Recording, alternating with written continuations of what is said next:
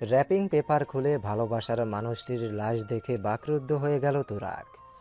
প্রিয় তোমার লাশ জন্মদিনের উপহার হিসেবে পাবে এমনটা কল্পনা করেনি তুরাগ। সবাই জন্মদিনে কত সুন্দর চোখ ধাঁধানো উপহার পায়, সেক্ষেত্রে তুরাগ কী পেয়েছে? র্যাপিং পেপার মোড়ানো টলি ব্যাগে স্ত্রীর লাশ, যাকে কিনা সে নিজের থেকেও বেশি ভালোবাসে। এমনটা তো হবার কথা ছিল না। কাল সন্ধ্যা অবধিও তো দুজনে কত হাসি খুশি ছিল, স্বপ্নের মতো দিন ছিল। কয়েক ঘন্টার ব্যবধানে একটা ঝড়ো হাওয়ায় এসে সব তছনছ করে দিয়ে গেল। স্ত্রীর দিকে স্থির দৃষ্টিতে খানিকক্ষণ তাকিয়ে জ্ঞান হারালো তুরাগ। হুইল চেয়ারেই ঢলে পড়ল। ভালোবাসার মানুষটির লাশ দেখার চেয়ে ভয়ঙ্কর মুহূর্ত আর কি হতে পারে? এটা খুবই কষ্টদায়ক বিষয়। আওয়াজ পেয়ে কাজের মেয়ে শিলা দৌড়ে এলো সদর দরজার কাছে। দরজার কাছে এসে তুরাগের সামনে থাকা টেবিল ব্যাগে প্রতিভার লাশ দেখে সজোরে চিৎকার দিল। কাঁপা কাঁপা হাতে একটা মালকিনকে ছুতে গিয়েও ছুল না, আবারও চিৎকার দিল। শিলার চিৎকার শুনে পাশের ফ্ল্যাট থেকে বেরিয়ে এলো জাহাঙ্গীর আলম। তুরাগের ফ্ল্যাটের দরজা খোলা থাকায় ভিতরে এসে প্রতিভার লাশ দেখে আঁতকে উঠলেন। জাহাঙ্গীর আলম ঠান্ডা মাথার মানুষ, হুটহাট উত্তেজিত হন না। তিনি নিজের ভয় আর আতঙ্ক নিজের মাঝে চাপিয়ে পকেট থেকে ফোন বের করে হাতে নিলেন। তারপর বিল্ডিংয়ের মালিক সমিতির সভাপতি, পুলিশ এবং প্রতিভার পরিবারকে খবর দিলেন। প্রতিভার মা তিহানা জাহান এসে মেয়ের লাশ দেখে জ্ঞান হারালেন। বাবা প্রভাত মির্জা মাথায় হাত আর হাতে ব্যান্ডেজ নিয়ে মেয়ের থেকে খানিকটা দূরে চেয়ারে বসে স্থির দৃষ্টিতে মেয়ের দিকে তাকিয়ে আছে। চোখ দিয়ে অঝরে পানি ঝরছে। একমাত্র আদরের সন্তানের এমন করুণ মৃত্যু তিনি মানতে পারছেন না। তার যেন বিশ্বাসই হচ্ছে না। তিনি হতভম্ব হয়ে গেলেন। কাল রাতেও মেয়ে তাকে নিজ হাতে খাইয়ে দিয়েছে, কত শাসন করেছে। কাল অবধি মেয়েটা কত চঞ্চল ছিল, কিন্তু আজ তার চঞ্চল মেয়ের বদলে পড়ে আছে মেয়ের নিষ্প্রাণ দেহ। কে জানতো বাবাকে দেখে ফিরতে গিয়ে মেয়েটা আর ফিরবে না, চিরবিদায় নিবে। এমন হবে জানলে কালকে ফিরতে দিতেন না, তিনি নিজের কাছেই রেখে দিতেন। প্রভাত মির্জার পেছনে দাঁড়িয়ে বিলাপ করে কেঁদে যাচ্ছে এক যুবতী, বয়স প্রতিভার মতোই হবে, এই 22 কি 23। শ্যামলা বর্ণের মায়াবী চেহারার এই মেয়েটির নাম স্বরূপা। সম্পর্কে প্রতিভার বান্ধবী, আর সবাই তাদের বান্ধবী মনে করলেও তারা কখনো একে অন্যকে বান্ধবী মনে করতো না, বোনের মতো আপন ভাবত। প্রতিভা তো নিঃশ্বাস একটা ফেললেও স্বরূপার সাথে শেয়ার করত। একের দুঃখে অন্যের দুঃখ, একের সুখে অন্যের সুখ, এমন ভাব দুজনার। খুবই বিশ্বস্ত আর ভালোবাসার মানুষ। স্বরূপা প্রতিভার পরিবারের একজন। তিহানা আর প্রভাত মির্জা স্বরূপাকেও তাদের মেয়ে ভাবেন, সেই হিসেবেই ট্রিট করেন। রক্তের সম্পর্ক না হলেও সম্পর্কটা আত্মার। আত্মার সম্পর্কের বিচ্ছেদের কষ্ট অসহ্য। বান্ধবীর লাশ দেখে স্বরূপার কলিজা ফেটে যাচ্ছে। বান্ধবীর মৃত্যুর খবর শুনে কিভাবে যে এসেছে সেই জানে। পরনে বাসার পরা পাতলা টি শার্ট আর প্লাজো, গায়ে ওড়না নেই, চুল সব এলোমেলো, কাঁদতে কাঁদতে চোখ মুখ ফুলে গেছে। দেখতে বিধ্বস্ত লাগছে। দেখেই বোঝা যাচ্ছে প্রতিবার বাবা মায়ের মতো সেও ট্রমার উপর দিয়ে যাচ্ছে। স্বরূপার বিলাপে বিরক্তির রেখা ফুটে উঠল সাব ইন্সপেক্টর অধরা আনানের মুখে। তরুণী ইন্সপেক্টর অধরা আনান প্রতিভার লাশের সামনে বসে লাশ খতিয়ে দেখছে। এমন কোনো কুলু পায়নি। স্বরূপার বিলাপে তার মনোযোগ বিঘ্ন হচ্ছে বারবার, এতেই বিরক্ত সে। প্রতিভার দিকে খানিক তাকিয়ে একরাশ বিরক্তি নিয়ে উঠে দাঁড়ালো অধরা। তারপর স্বরূপাকে ডাকলো। স্বরূপা হেসকি তুলতে তুলতে ধীর পায়ে অধরার সামনে এসে দাঁড়ালো। অধরা একবার স্বরূপাকে পরখ করে বলল, কান্না থামিয়ে আমার প্রশ্নের উত্তর দাও। স্বরূপা ভেজা গলায় বলল, বলুন। তোমার পরিচয়? কান্না থামিয়ে মিনমিনিয়ে গলায় স্বরূপা উত্তর দিল, আমি স্বরূপা, প্রতিবার বান্ধবী। প্রতিভার সাথে তোমার সম্পর্ক কেমন ছিল? আমাদের আত্মার সম্পর্ক ছিল, অটুট বন্ধন ছিল। বোনের মতো ছিলাম, কত আনন্দে ছিলাম, এক ঝড়ে সব শেষ হয়ে গেল। আর বলতে পারল না। স্বরূপা আবার সশব্দে কেঁদে দিল। স্বরূপার কথা আর ভাবভঙ্গি দেখে অধরা বুঝতে পারল দুজনের বন্ধনের গভীরতা বেশ। প্রতিবার মৃত্যুতেও সে ভীষণ কষ্ট পেয়েছে। রূপার এখন কথা বলার অবস্থায় নেই। অধরা স্বরূপাকে আর জিজ্ঞেস করল না। উপস্থিত সবার দিকে একবার চোখ বুলালো, তারপর কাজের মেয়ে শিলাকে ডাকলো। শিলা ভয়ে ভয়ে এগোলো। অধরা বলল, তোমার পরিচয়? সছিলা এই বর্ষাকা মেয়ের মমিয়া। ভয়ে ততস্থ হয়ে তোতলিয়ে বলল শিলা। অধরা বলল, কবে থেকে এই বাসায় কাজ করো? যদি 2 বছর ধরে কাম করি। কাল রাত থেকে আজ পর্যন্ত তুমি কোথায় ছিলে? এই বর্ষাত আসছিলাম। তুরাগ মানে প্রতিভার স্বামী কোথায় ছিল? বর্ষাত আসছিল। প্রতিভা কোথায় ছিল? বাপের বাসাত গেছিল রাইতে। অধরা এবার নড়েচড়ে দাঁড়ালো, তারপর বলল, বাবার বাসায় গিয়েছিল কখন আর এসেছিল কখন? হাইজিং না গেছিল রাইজা বাইবের কথা আর তো আইনো। শিলার ভাষার কাঠিন্য বেশ। অধরার বুঝতে কষ্ট হচ্ছে। অধরা বলল, গ্রামের বাড়ি কোথায় তোমার? নোয়াখালী। শিলার তোতলানো দেখে অধরা শান্ত কণ্ঠে বলল, ভয় না পেয়ে ঘটনা খুলে বলো, আমি কিছুই করব না, তবে সত্যটা গোপন করলে পরে আস্ত রাখবো না।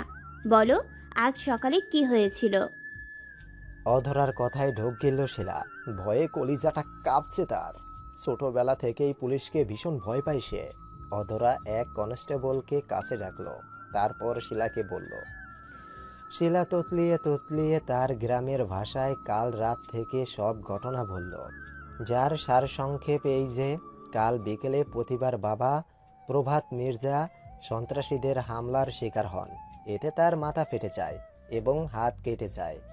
চিকিৎসা শেষে সন্ধ্যায় তার ম্যানেজার তাকে নিয়ে বাসায় পৌঁছান। বাবার অসুস্থতার খবর শুনে সাথে সাথেই প্রতিভা বাবাকে দেখতে ধানমন্ডি বাবার বাসায় যায়। তুরাগকে শিলার দায়িত্বে রেখে যায়। বাবার বাসায় গিয়ে প্রতিভা খানিক পর পর শিলাকে ফোন দিয়ে তুরাগের খোঁজ নেয়। শিলাকে জানায় রাতেই সে বাসায় ফিরবে, তবে দেরি হতে পারে, যাতে তুরাগকে ডিনার করিয়ে মেডিসিন খাইয়ে দেয়। প্রতিবার কথায় রাত 10টা নাগাদ শিলা তুরাগকে ডিনার আর মেডিসিন খাইয়ে রুমে নিয়ে দিয়ে আসে। তুরাগকে বিছানায় শুয়ে দিতে চাইলে তুরাগ নিষেধ করে।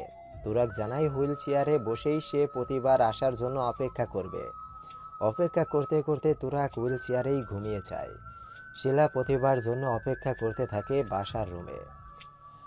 রাত 12টার পরও প্রতিভা না এলে শিলা প্রতিভার কাছে ফোন দেয়, কিন্তু ফোন বন্ধ পায়। রাত 12:30 নাগাদ শিলার ফোনে একটা মেসেজ আসে প্রতিভার নাম্বার থেকে। মেসেজটা ছিল এমন যে, বাবার অসুস্থতার জন্য আজ বাসায় আসবে না, কাল সকালে আসবে, সাবধানে থাকতে, তুরাগের খেয়াল রাখতে। প্রতিবার মেসেজ পেয়ে শিলা নিজের রুমে গিয়ে ঘুমিয়ে পড়ে। সকাল 8টায় শিলা তুরাগকে ঘুম থেকে জাগিয়ে ওঠায়। তুরাগ তখন হুইল চেয়ারেই বসা। চোখ খুলেই স্ত্রীর খোঁজ করে তুরাগ। স্ত্রীকে ফোন করে বন্ধ পেয়ে চিন্তিত হয়। শেষে শিলা প্রতিবার মেসেজের কথা বললে তুরাগ কিছুটা শান্ত হয়। তুরাগ মলিন মুখে স্ত্রীর জন্য অপেক্ষা করতে থাকে। সকাল 8:30টায় বাসার কলিং বেল বাজে। কলিং বেল পেয়ে প্রতিভা এসেছে ভেবে শিলা দৌড়ে গিয়ে দরজা খুলে। স্ত্রী এসেছে ভেবে তুরাগও নিজের রুম থেকে বেরিয়ে আসে। তারপর বাসার রুমের এক কোনায় থাকা সদর দরজার কাছে যায়। দরজা খুলে নূর করিমকে দেখে শিলা তুরাগ দুজনেই হতাশ হয়। দুধওয়ালা এসেছে গরুর দুধ দিয়ে যেতে। বায়ুবৃদ্ধি দুধওয়ালা নূর করিম প্রতিদিন সকাল 8টা কি 9টার মাঝে এসে তার পোষা গাভীর দুধ দিয়ে যায় ফ্ল্যাটে ফ্ল্যাটে। আজও তার ব্যতিক্রম হয়নি। শিলা নূর করিম থেকে দুধের প্যাকেট নিয়ে নেয়। নূর করিম চলে যায়।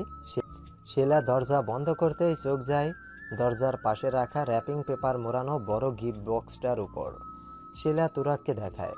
তুরাগের মনের অবস্থা ভালো না থাকায় গিফটের দিকে ভালো করে নজর দেয় না, বলে হয়তো অন্য কারো।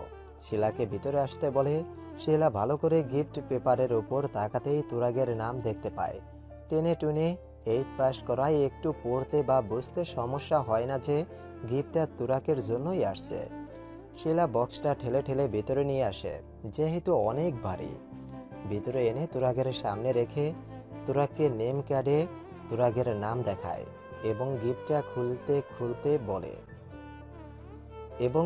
খুলে দেখতে বলে। র্যাপিং পেপারের উপর নেম ক্যাডে শুভ জন্মদিন তুরাগ, তোমার জন্মদিনে ছোট্ট একটা উপহার আমার পক্ষ থেকে। লেখাটা দেখে তুরাগ গিফট খুলতে নেয়, কারণ লেখাটা ছিল প্রতিভার।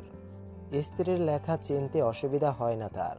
তুরাগ ভাবে প্রতিভা তাকে জন্মদিনের সারপ্রাইজ দিবে বলেই বাবার বাসা থেকে আসেনি, আর প্রতিভাই এই গিফটটা পাঠিয়েছে। তুরাগ যখন গিফটটা খুলতে ব্যস্ত, তখন শিলা রান্নাঘরে চলে যায় সকালের নাস্তা তৈরি করতে। মিনিট 20 পরে বসার ঘর থেকে কোনো স্টিলের ঝনঝন আওয়াজ শুনে বসার ঘরে আসে শিলা। দেখে তুরাগ হুইল চেয়ারে ঢলে পড়েছে, তার মাথাটা কাত করা। হুইল চেয়ার হেলে গিয়ে দেওয়ালের সাথে ঠেকেছে। শিলা তুরাগের কাছে গিয়ে তুরাগকে ঠিক করে বসায়, তারপর কয়েকবার ডাকে, কিন্তু কোনো সাড়া শব্দ পায় না। তারপর পানি আনার জন্য পা বাড়াতেই সামনে বিশাল সাইজের টলি ব্যাগের ভিতরে প্রতিভাকে দেখে ভয় পেয়ে যায় এবং চিৎকার জুড়ে দেয়। এরপর পাশের ফ্ল্যাটের চাচা আসে এবং সবাইকে খবর দেয়। শিলার কথা খুব মনোযোগ দিয়ে শুনে অধরা, তারপর ভাবুক কণ্ঠে বলে, আচ্ছা তুরাগ হুইল চেয়ারে কেন? কি হয়েছে? আর কবে হয়েছে? 15 কি 16 বছরের কিশোরী শিলা জবাব দেয়। অ্যাক্সিডেন্ট হয়েছে 2 মাস আগে। রাস্তায় গাড়ি চালতে যাই, হাসপাতালে আসছিল 20 দিন। ঠ্যাং ভাঙি গেছে, আইটে মাইটে হারে না। হিললেই ডাক্তারে হুইল চেয়ারে চল পেল্লাই গইছে। হেসমেতুন ভাইয়া হুইল চেয়ারে আছে। ও আচ্ছা, তা ওদের স্বামী স্ত্রীর সম্পর্ক কেমন ছিল? মেলা ভালো আছিল। ভাইয়া ভাবির তো লাভ ম্যারেজ। মেলা ভালোবাসে, দেনও করে ধনও করে। কখনো রাগারাগি বা ঝগড়া হয়নি, বিশেষ করে গত 1 সপ্তাহে? না ম্যাডাম, কিছু হয়নি। বিয়ের পর থেকে কোনোদিনও ওকে রাগারাগিও করতে দেখুন। ভাবি তো ভাইয়ের সেবা করে দিন রাত, ভাইয়ের মেলা খেয়াল রাখে। ও আচ্ছা। বলেই অধরা জাহাঙ্গীর আলমের কাছে যায় এবং তার সাথে কথা বলে। সেও প্রতিভা আর তুরাগের সম্পর্কে ভালোই ধারণা প্রকাশ করেছে, কোনো খারাপ দিক দেখেনি। জাহাঙ্গীর আলমের সাথে কথা বলে অধরা আবার লাশের কাছে গেল। তরুণী সাব ইন্সপেক্টর অধরা আনান আরও একবার প্রতিভাকে সূক্ষ্ম দৃষ্টিতে পরখ করে। এই কেসটা অধরাই হ্যান্ডেল করবে। তার কপালে চিন্তার ভাঁজ। পুলিশে জয়েন করেছে প্রায় বছর 3 হবে। এর মাঝে অনেক চ্যালেঞ্জিং কেস হাতে পেয়েছে। অল্প সময়ের মাঝে অনেক জটিল কেস সমাধান করে সুনাম অর্জন করেছে। চারদিকে তার নিষ্ঠা আর সাহসিকতার জয়গান হয়। মেয়ে হয়েও কখনো পিছনে থাকেনি, বরং অনেক পুরুষ পুলিশ যা সাহস করতে পারেনি তা অধরা করেছে। বড় বড় রাঘব বোয়ালের মুখোশ টেনে খুলেছে নির্ভয়ে। কিন্তু 3 বছরের কর্মজীবনে প্রতিভার কেসের মতো এমন চ্যালেঞ্জিং আর রহস্যময় কেস আর পায়নি সে। যখন থানায় ফোন দিয়ে কেউ একজন বলেছিল র্যাপিং পেপার মোড়ানো ট্রলি ব্যাগে একটা লাশ পাওয়া গেছে, দ্রুত আসতে, তখনই অধরার মনে হয়েছে বেশ রহস্যময় কেস পেতে যাচ্ছে। কিন্তু ঘটনাস্থলে এসে প্রতিবার লাশ দেখে তার মনের ভাবটা বেড়ে গেল। এর আগে অনেক লাশ দেখেছে, কিন্তু এমন লাশ দেখেনি অধরা।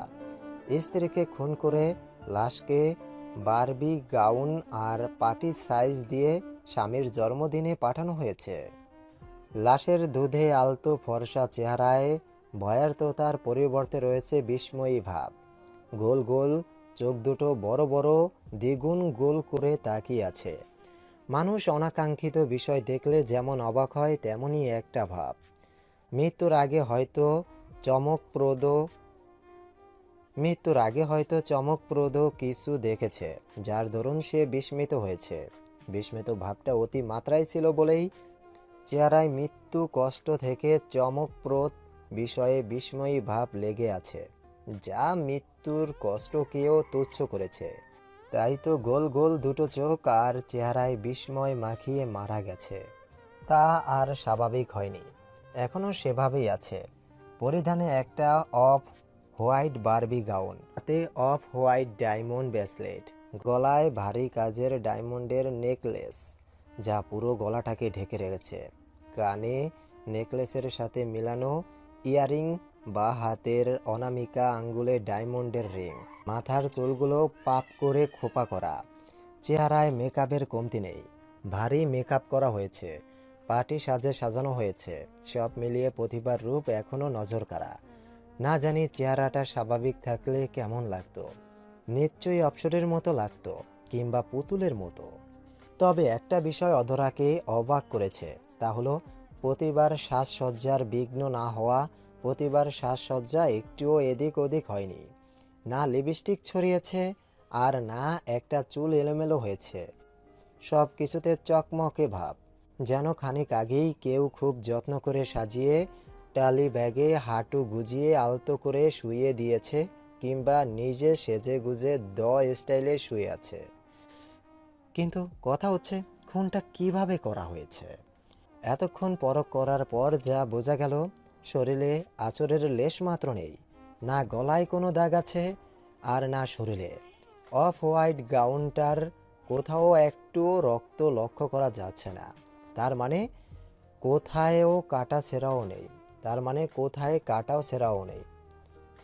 কোথাও কাটা ছেঁড়া নেই। তবে খুন করলো কিভাবে? প্রতিবার গেট আপ ও অধরাকে ভাবাচ্ছে। যদি সাজিয়ে খুন করা হয়, তবে মৃত্যুর আগে খানিক দস্তাদস্তি হলেও প্রতিবার সাজ বিঘ্ন হওয়ার কথা। কিন্তু তা তো হয়নি। সব সাজে নতুনত্ব বজায় আছে এখনো। তবে কি খুন করার পর লাশকে সাজানো হয়েছে, তারপর স্টাইলে ব্যাগে রেখে দিয়েছে, নাকি সাজানোর পর অন্য কোনো উপায়ে প্রতিভাকে খুন করেছে, যা প্রথমে প্রতিভা নিজেই টের পায়নি? পরে যখন টের পেয়েছে, তখন সে ভীষণ রকমের বিস্মিত হয়েছে। তবে দেখে বোঝা যাচ্ছে প্রতিভাকে খুন করা হয়েছে বেশি সময় হয়নি, সর্বোচ্চ 7-8 ঘন্টা হবে। অধরা তার বাম হাতটা উঁচু করে হাতে পরে থাকা কালো বেল্টের ডায়াল ঘড়িটার সময় দেখে নিল। এখন বাজে সকাল 9:30। অনুমানিক 7-8 ঘন্টা আগে খুন হলে প্রতিবার খুন হয়েছে রাত 2টায়। প্রতিবার বাবার বাসা থেকে বের হয়েছে রাত 11টায়, অথচ 12টায় শিলাকে মেসেজ দিয়ে বলেছে সে তখনও বাবার বাসায়, কাল আসবে বাসায়। প্রতিভা মিথ্যা বলল কেন? 11টায় বাবার বাসা থেকে বের হয়ে স্বামীর বাসায় না ফিরে গিয়েছিল কোথায়? মেসেজেই বা করেছে কেন? আর প্রতিবার লাশ মোড়ানো র্যাপিং পেপার, এর ওপর নেম ক্যাডে প্রতিবার লেখা কিভাবে এলো? খুনি কি প্রতিবার লেখা নকল করেছে, নাকি প্রতিভাই লিখেছে? আর চিরকুট কে লিখেছে? নিজের লাশের ওপর নিজে চিরকুট রেখেছে প্রতিভা। অধরা তুরাগের হাত থেকে নেওয়া চিরকুটটা হাতে নিয়ে আরেকবার চোখ বুলালো। সারপ্রাইজ হয়ে আমি তোমার জীবনে এসেছি, সারপ্রাইজ হয়ে তোমাকে রাঙিয়ে তোমাকে ভাঙিয়ে চলে যাচ্ছি। তোমার জন্মদিনে কি উপহার দেওয়া যায় ভাবতে ভাবতে গত 1 সপ্তাহ আমার মাথা ধরে গিয়েছিল। হুট করেই এই প্ল্যানটা আমার মাথায় এলো, তাই কাজে লাগালাম। কেমন লাগলো সারপ্রাইজ? আমাকে এই বেশে কেমন লাগছে? নিশ্চয়ই ভালো। ভালো তো লাগতেই হবে, দেখতে হবে না বউটা কার? যাই হোক, শুভ জন্মদিন। নিজের খেয়াল রেখো, ঠিকমতো মেডিসিন নিও, একদম হেয়ালি করো না। আর হ্যাঁ, সবাইকে বলে দিও আমার মৃত্যুর জন্য কেউ দায়ী না, আমি সুইসাইড করেছি। অধরা চিরকুটটা পরে আবারও ভুরু কুঁচকালো। এই সুইসাইড কিভাবে হয়? সুইসাইডের জন্য এত প্ল্যানিং কেন? আর মেয়ে হয়ে বাবার অসুস্থতার দিকে খেয়াল না দিয়ে স্বামীর জন্মদিনের উপহার নিয়ে পড়েছিল কিভাবে? তাছাড়া সুইসাইড হলে লাশের উপর চিরকুট আর লাশ প্যাকিং পাঠানো কে করেছে? চিরকুট আর নেম কার্ডে একই লেখা, তবে মৃত্যুর পর নেম কার্ডে কিভাবে লিখল? চিরকুট পরে বোঝা যায় প্রতিবার মৃত্যুর আগেই সেজেছিল, কিন্তু সেজে গুজে সুইসাইড করলে শ্বাস এলোমেলো হলো না কেন? আর সুইসাইড সাধারণত সবাই গলায় দড়ি দিয়ে হাতের রক কেটে কিংবা বিষ খেয়ে করে, কিন্তু প্রতিবার শরীরে এমন কিছুই নেই। তবে কিভাবে সুইসাইড করলো? স্পষ্ট বোঝা যাচ্ছে এটা মার্ডার। তবে প্রতিভা চিরকুটে সুইসাইড বলল কেন? যদি মার্ডার হয়, তবে প্রতিভা নিজের হাতে চিরকুট আর নেম ক্যাডে লিখলো কিভাবে? কেউ কাউকে ফোর্স করে লেখালে হাত কেঁপে লেখা বাঁকা হবে, কিন্তু লেখা তো একেবারে স্পষ্ট, যেন যত্ন করে লিখেছে। মার্ডার হলে এটা কিভাবে সম্ভব? অধরার মাথায় তালগোল পাকিয়ে যাচ্ছে। আসল রহস্যটা কি? এটা মার্ডার না সুইসাইড? মার্ডার হলে খুনিকে, আর সুইসাইড হলে হেল্পারকে। এমন সাজিয়ে গুজিয়ে খুন করে স্বামীকে জন্মদিনের উপহার হিসেবে পাঠানোর কারণ কি? কি কারণ? হাতের তর্জনী আর মধ্যমার মাঝে কলম আটকে বৃদ্ধাঙ্গুল দিয়ে কলম ঘোরাচ্ছে অধরা। কপালে চিন্তার ভাস। কোনো কিছু নিয়ে গভীরভাবে চিন্তা করছে সে। তার চিন্তার গভীরতায় আছে প্রতিভার কেসটা। খানিক আগেই প্রতিভার ফরেন্সিক রিপোর্ট হাতে পেয়েছে সে, যাতে বলা হয়েছে প্রতিভা প্রেগনেন্ট ছিল, 3 মান্থ রানিং।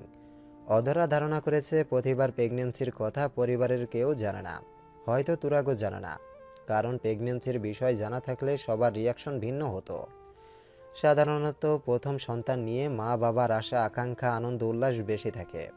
যেহেতু প্রতিভা তুরাগের লাভ ম্যারেজ এবং দুজনের মাঝে ভালোবাসা বেশ, তবে বেবি নিয়ে আনন্দটাও বেশি থাকার কথা এবং কেয়ারও বেশি থাকার কথা।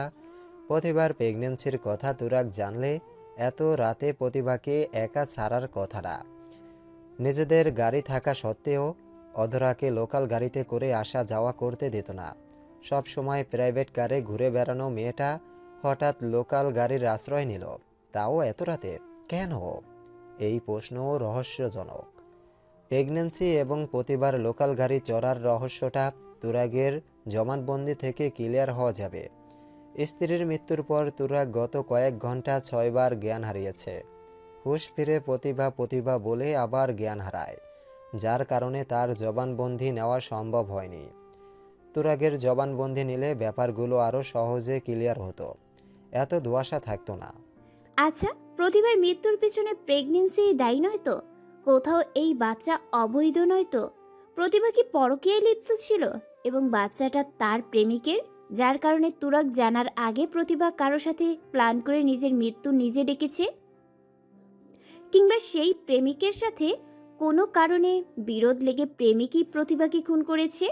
এমন হওয়া অস্বাভাবিক নয়। হতে পারে আজকাল পরকীয়া, খুন এসব অহরহ দেখা যায়, রীতিমতো ট্রেন্ড হয়ে গেছে। কিন্তু সবার ভাষ্য মতে প্রতিভা তুরাগের বন্ডিং ভালো ছিল, সম্পর্কটা ভালোবাসায় ভরপুর ছিল। তুরাগকে প্রতিভা প্রচণ্ড ভালোবাসতো। যদি ভালো না বাসতো কিংবা পরকীয়া করত, তবে তুরাগের অ্যাক্সিডেন্টের পর দিনরাত তুরাগের সেবা না করে বয়ফ্রেন্ডের সাথে পালিয়ে যেত। সে তো তা না করে অসুস্থ স্বামীর সেবায় দিনরাত এক করে দিয়েছে। তবে স্বামীর প্রতি এত ভালোবাসা থাকলে প্রেগনেন্সির কথা জানালো না কেন? যদি জানায়, তবে তারা আমাদের কাছে বিষয়টা লুকালো কেন? এখানেও ঘাপলা আছে। পুরো কেসটাই ধোঁয়াশা, রহস্যে ঘেরা। আর এক ধোঁয়াশা হলো মৃত্যুর ধরন। প্রতিবার মৃত্যুটা শ্বাসরোধের কারণে হয়েছে, যা গলায় দড়ির মাধ্যমে হয়েছে। রিপোর্ট বলছে গতকাল রাত 3টা নাগাদ প্রতিবার মৃত্যু হয়েছে। ফরেন্সিক রিপোর্টে চোখ বুলিয়ে অধরা ভাবছে। প্রতিভার মৃত্যু যদি গলায় দড়ি পেঁচিয়ে শ্বাসরোধের কারণে হয়, তবে গলায় দড়ির চিহ্ন তো থাকবে না। কিন্তু আমি যখন লাশ দেখলাম, তখন তো গলায় বিন্দু মাত্র চিহ্নও ছিল না। গলায় ফাঁস লাগালো, অথচ গলায় কোনো দাগ হলো না। এটা কিভাবে সম্ভব? আর প্রতিভা বাবার বাসা থেকে বের হয়েছে রাত 11টায়। রাত 12টায় প্রতিভা শিলাকে মেসেজ করেছে। এর অর্থ দাঁড়ায় রাত 12টা অবধি ও প্রতিভা সুস্থ সবল এবং সজ্ঞানে ছিল। প্রতিভার ফোন লোকেশন বলছে সে রাত 12টায় ধানমন্ডি লেকে ছিল। মেসেজ দেওয়ার পর থেকে এখন অবধি ফোনটার লোকেশন ধানমন্ডির লেকেই শো করছে। তার মানে ফোনটা এখনো ওখানেই আছে। কিন্তু বাবার বাসা থেকে মিরপুর স্বামীর বাসায় না গিয়ে এত রাতে লেকের পাড়ে কেন গেল? কে ডেকেছে তাকে? তার প্রেমিক নাকি অন্য কেউ? প্রতিভা যখন লেকে গেল, তখন তার বাবা মা ধানমন্ডি নিজেদের বাড়িতে ছিল। স্বরূপা প্রতিভার বাবার বাসায় ছিল।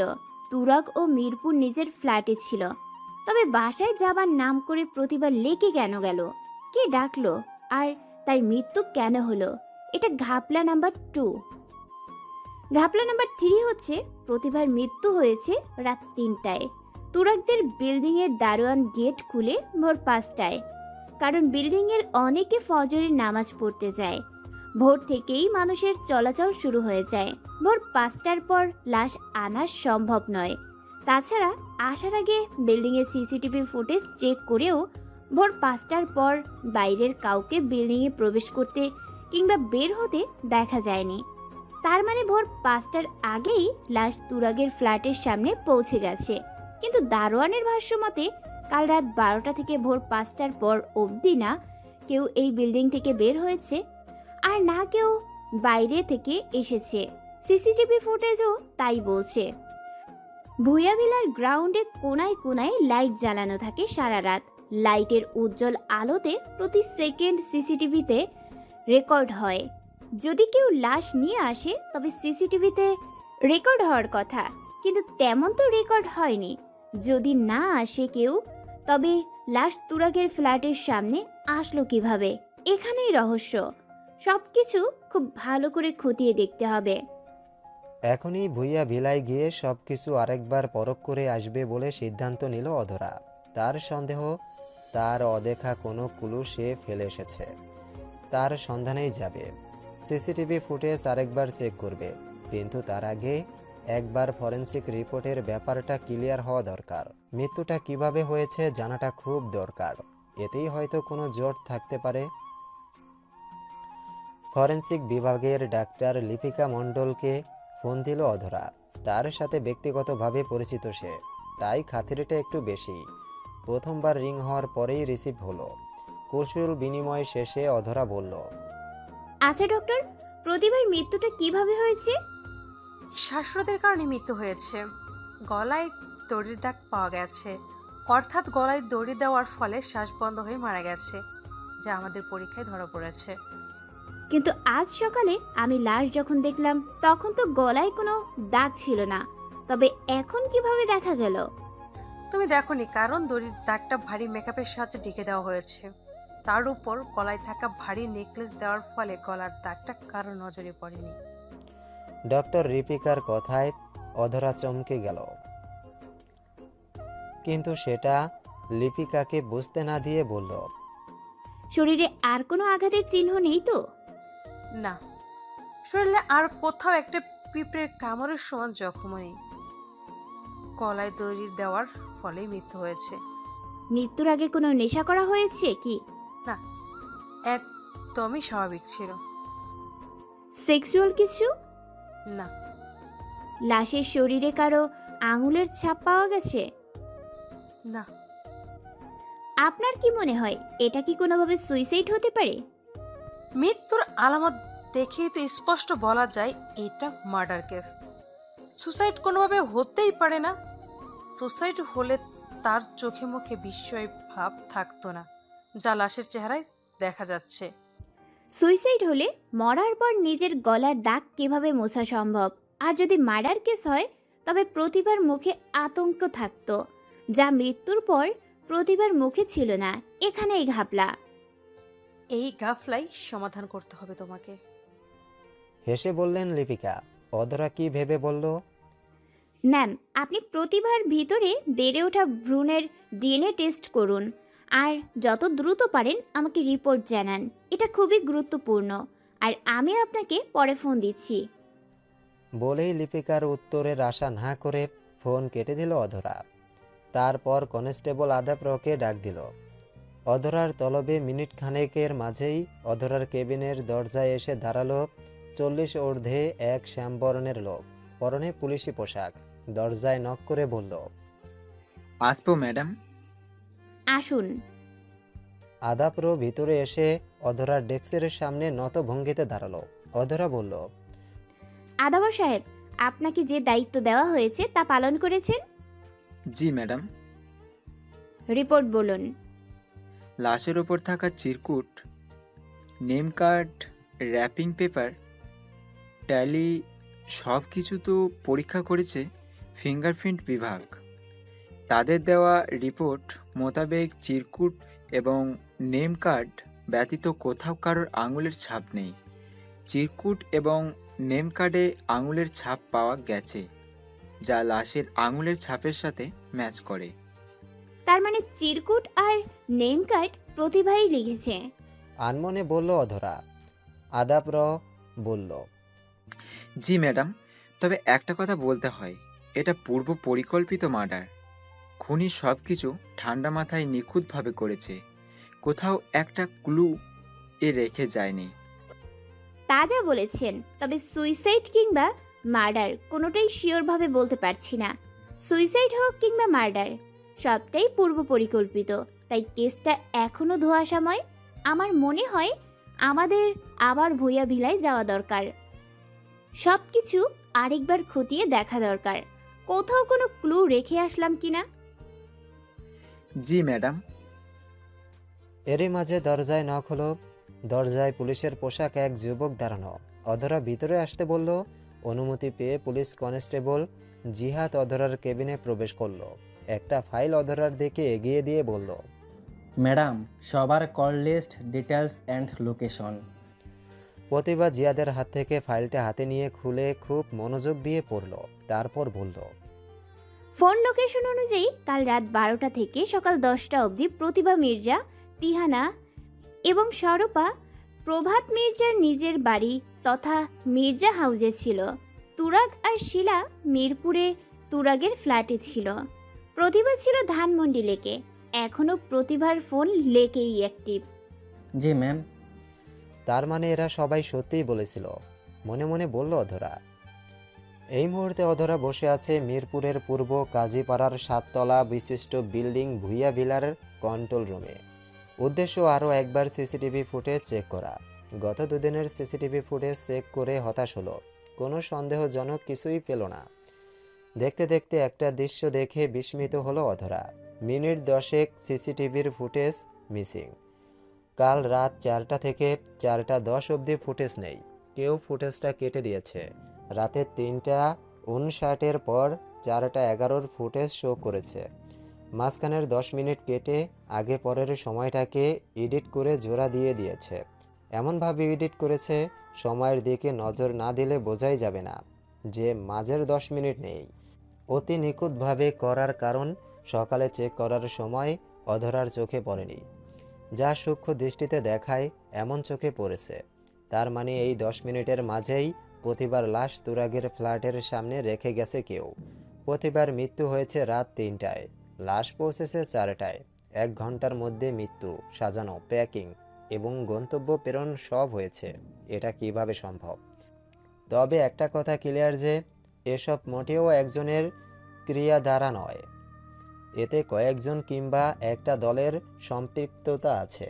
না হলে 10 মিনিটের মাঝে লাশ জায়গা মতো পৌঁছানো, সিসিটিভি ফুটেজ ডিলিট করা এবং পালায়ন একজনের দ্বারা সম্ভব নয়। আর এটা পূর্ব পরিকল্পিত হত্যা, সুইসাইড নয়। কোনোভাবেই সুইসাইড হতে পারে না। মার্ডারের জন্য প্ল্যানের দরকার হয়, সুইসাইডের জন্য না। সেকেন্ড 10 ভেবে অধরা ভুইয়া ভিলার মালিক সমিতির সভাপতিকে তলব করল। 10 জনের অংশদারিত্বের ভিত্তিতে গড়ে উঠেছে কাজীপাড়ার ভুইয়া ভিলা। এর একটা মালিক সমিতি আছে, যার সভাপতি দেলোয়ার ভুইয়া। বয়স 50-এর ঘরে গিয়ে আটকেছে। ময়লা গায়ের রং, মোটা ঠোঁটের ওপর মোটা ঘন কালো গোঁফ, চ্যাপটা চিবুক, দানবের মতো শরীর, চেহারায় হিংস্রতার আভাস। মূলত তিনি নেতা, গোছের লোক। রাজনীতি করেন, বেশ প্রভাবশালী। এলাকায় অনেক দাপট তার এই দাপটের জন্যই 10 জনের মালিক সত্ত্বেও বিল্ডিংটা তার নামে নামকরণ করা হয়েছে। অধরার তলব পেয়ে খানিক পরেই দেলোয়ার হোসেন মালিক সমিতির সবাইকে নিয়ে বীর বেশে হাজির হলেন কন্ট্রোল রুমে। ভাবটা এমন যেন তিনি কোনো মহান কাজে যাচ্ছেন। অধরা সবার দিকে এক নজর দিয়ে বলল, মালিক সমিতির সভাপতিকে? আমি। কন্ট্রোল রুমের এক কোনায় থাকা একটা চেয়ার টেনে পায়ের উপর পা রেখে বসে বললেন দেলোয়ার ভুইয়া। অধরা দেলোয়ার ভুইয়ার দিকে সন্দেহের তীক্ষ্ণ দৃষ্টিতে তাকালো। অধরার মনে হচ্ছে এই লোকটা খুন করতে পারে। চেহারায় খুনি খুনি ভাব আছে। তাছাড়া নেতা মানুষ, তাদের জন্য এসব বা হাতের খেলা। তবে প্রমাণ ছাড়া তো আর যাকে তাকে খুনির পদবি দেওয়া যায় না। তাই মনের সন্দেহকে মনে চেপে রেখে অধরা বলল, কন্ট্রোল রুমের দায়িত্বরত কার উপর ন্যস্ত? ফরিদদের উপর। গভীর মুখে বললেন দেলোয়ার হোসেন। অধরা বলল, কোথায় সে? ডাকুন। সে তো এখানে নেই, গ্রামে গেছে অসুস্থ মাকে দেখতে। কণ্ঠের গাম্ভীর্যতা বজায় রেখে বললেন দেলোয়ার ভুইয়া।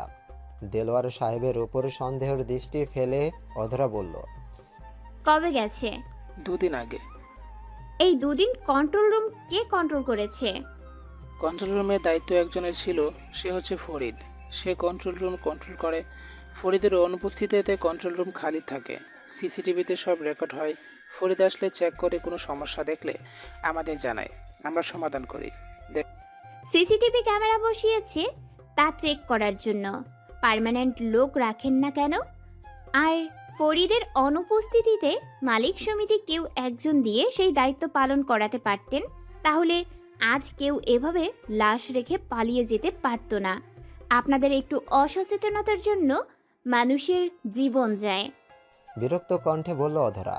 অধরার কথায় দেলোয়ার হোসেনের চোয়ালের কাঠিন্যতা দেখা দিল। কণ্ঠে কঠোরতা মিশিয়ে কালো চেহারাটাকে আরও কালো করে বললেন, দেখুন ম্যাডাম, আপনি খুনের ইনভেস্টিগেশন করতে এসেছেন, তাই করুন। আমাদের কাজ শিখাতে আসবেন না।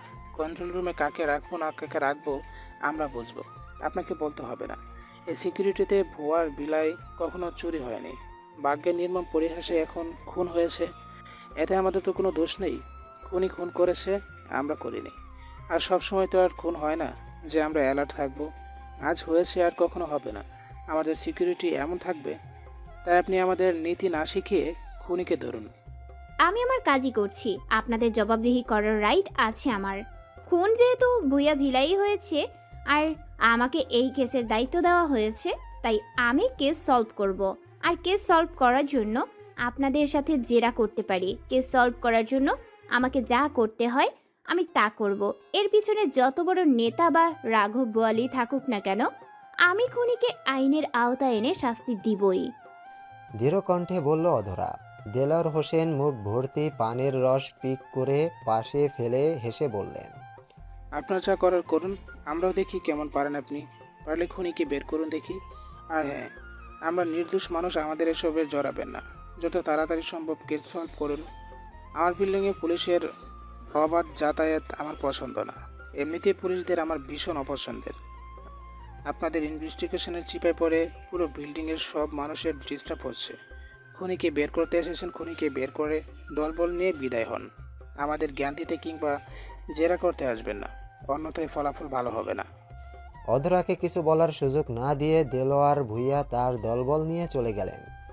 কনস্টেবল জিহাদ বলল, ম্যাম দেখলেন, চোরের মেয়ের বড় গলা। এই লোকের নামে চাঁদাবাজি, খুন, অপহরণের মামলা আছে। ক্ষমতার দাপটে কেউ কিছু করতে পারে না। এই লোকেরে আমার সন্দেহ হয়, দেখতেই খুনি লাগে। এই লোক কোথাও কোনোভাবেই এই খুনের সাথে জড়িত নয় তো? অসম্ভব নয়, হতে পারে। ক্ষমতার দাপটে মানুষ সব করতে পারে। এখন আমাদের সূত্র খুঁজে বের করতে হবে। কে কোন অ্যাঙ্গেলে চাল চালছে সেটাই আমাদের বের করতে হবে। একবার সূত্র খুঁজে পেলে আমরাও আমাদের পাওয়ার দেখাতে পারবো। আচ্ছা শোনো, মালিক সমিতির সবার ওপর নজর রাখো। আচ্ছা ম্যাম। আর দারোয়ানকে ডাকো। এই দারোয়ানের মাঝেই আমার ঘাপলা লাগে। ভুইয়া ভিলার মধ্যবয়সী দারোয়ান বোরহান অধরার সামনে দাঁড়িয়ে আছে নত ভঙ্গিতে। ফ্যানের নিচে দাঁড়িয়েও দরদর করে ঘামছে। বাদামি চামড়ার হাত দুটো একটা দিয়ে আর একটা আঙুল কসলাচ্ছে। ত্রিকোণ চোয়াল ভয়ে ঘেরা, কপালে চিন্তার ভাঁজ। ভয়ে কাঁচামুচো করছে, চোখ এদিক ওদিক করছে, যেন পালানোর পথ খুঁজছে। ভাবটা এমন যে বড়সড় কোনো অপরাধ করে ধরা খেয়েছে।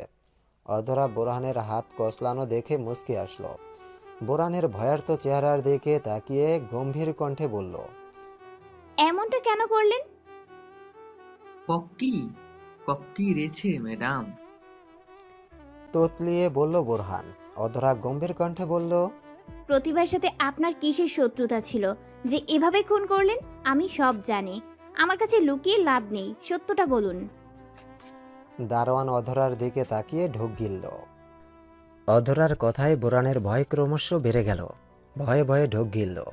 উত্তর না দিয়ে কাচুমাচু করতে দেখে অধরা একটা ধমক দিল। কি হলো বলুন? চুপ করে আছেন কেন? চুপ করে থাকলে কিন্তু নিস্তার পাবেন না, তাই তাড়াতাড়ি সত্যটা স্বীকার করুন। বিশ্বাস করুন ম্যাডাম, আমি কিছু করিনি। ভীত কণ্ঠে তোতলিয়ে বলল বোরহান। অধরা বলল, কিছু না করলে এমন তোতলাচ্ছেন কেন? ভয় ভয়। ভয় পায় দোষীরা, নির্দোষীরা তো ভয় পাওয়ার কথা না। তবে কি আমি ধরে নেব আপনি দোষী? ভ্রুকুচকে বলল অধরা।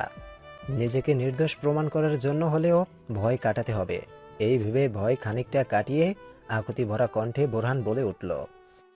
বিশ্বাস করুন ম্যাডাম, আমি কিছু করিনি, আমি নির্দোষ। তেজি কণ্ঠে বলল।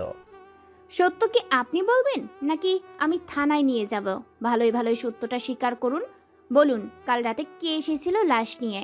তখন আপনি কি করছিলেন? কাল রাতে বাইরে কেউ আসেনি ম্যাডাম। নিজেকে যথেষ্ট স্বাভাবিক রেখে বলল বোরহান।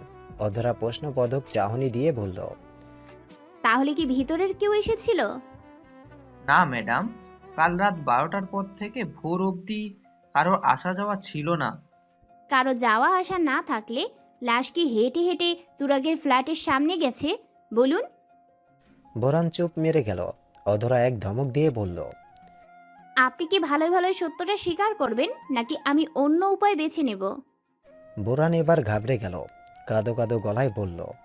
বিশ্বাস করুন ম্যাডাম, আমি কিছু করিনি, আমি নির্দোষ। অধরা বাঁকা হেসে বলল। চোর চুরি করে কখনো বলে আমি চুরি করেছি? শাক দিয়ে মাছ না ঢেকে বলুন, লাশ কে নিয়ে এসেছে? আমি জানি না।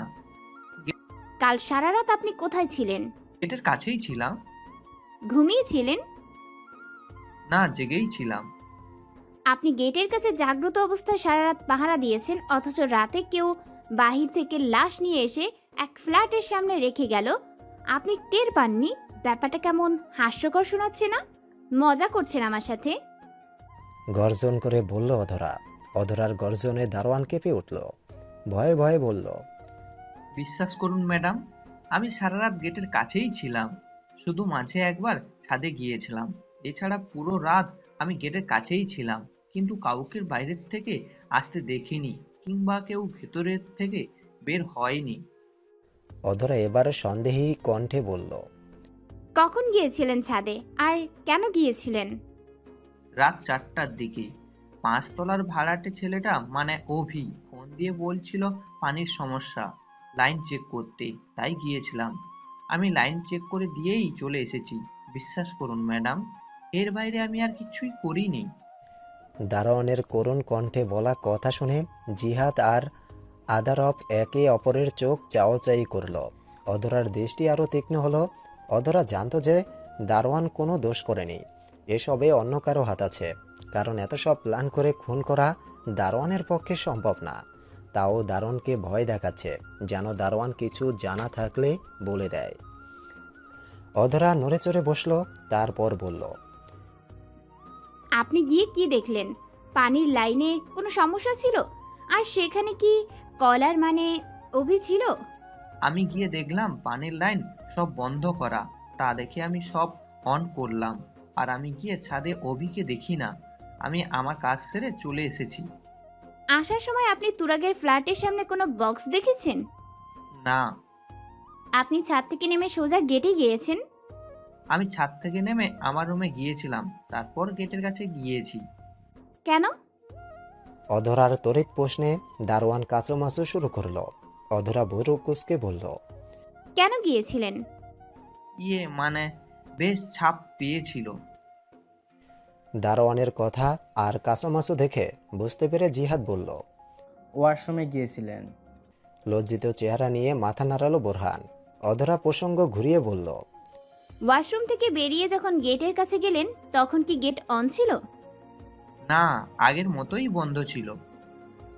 5 তলার অভি কি করে? মানুষ কেমন? কি করে জানি না, তবে প্রতিদিন সকালে সিগারেট খেতে খেতে বের হয়, রাতে সিগারেট খেতে খেতে বাসায় ফিরে। আসা যাওয়ার পথে কখনো তেমন কথা বলে না, তেমন গম্ভীর টাইপের।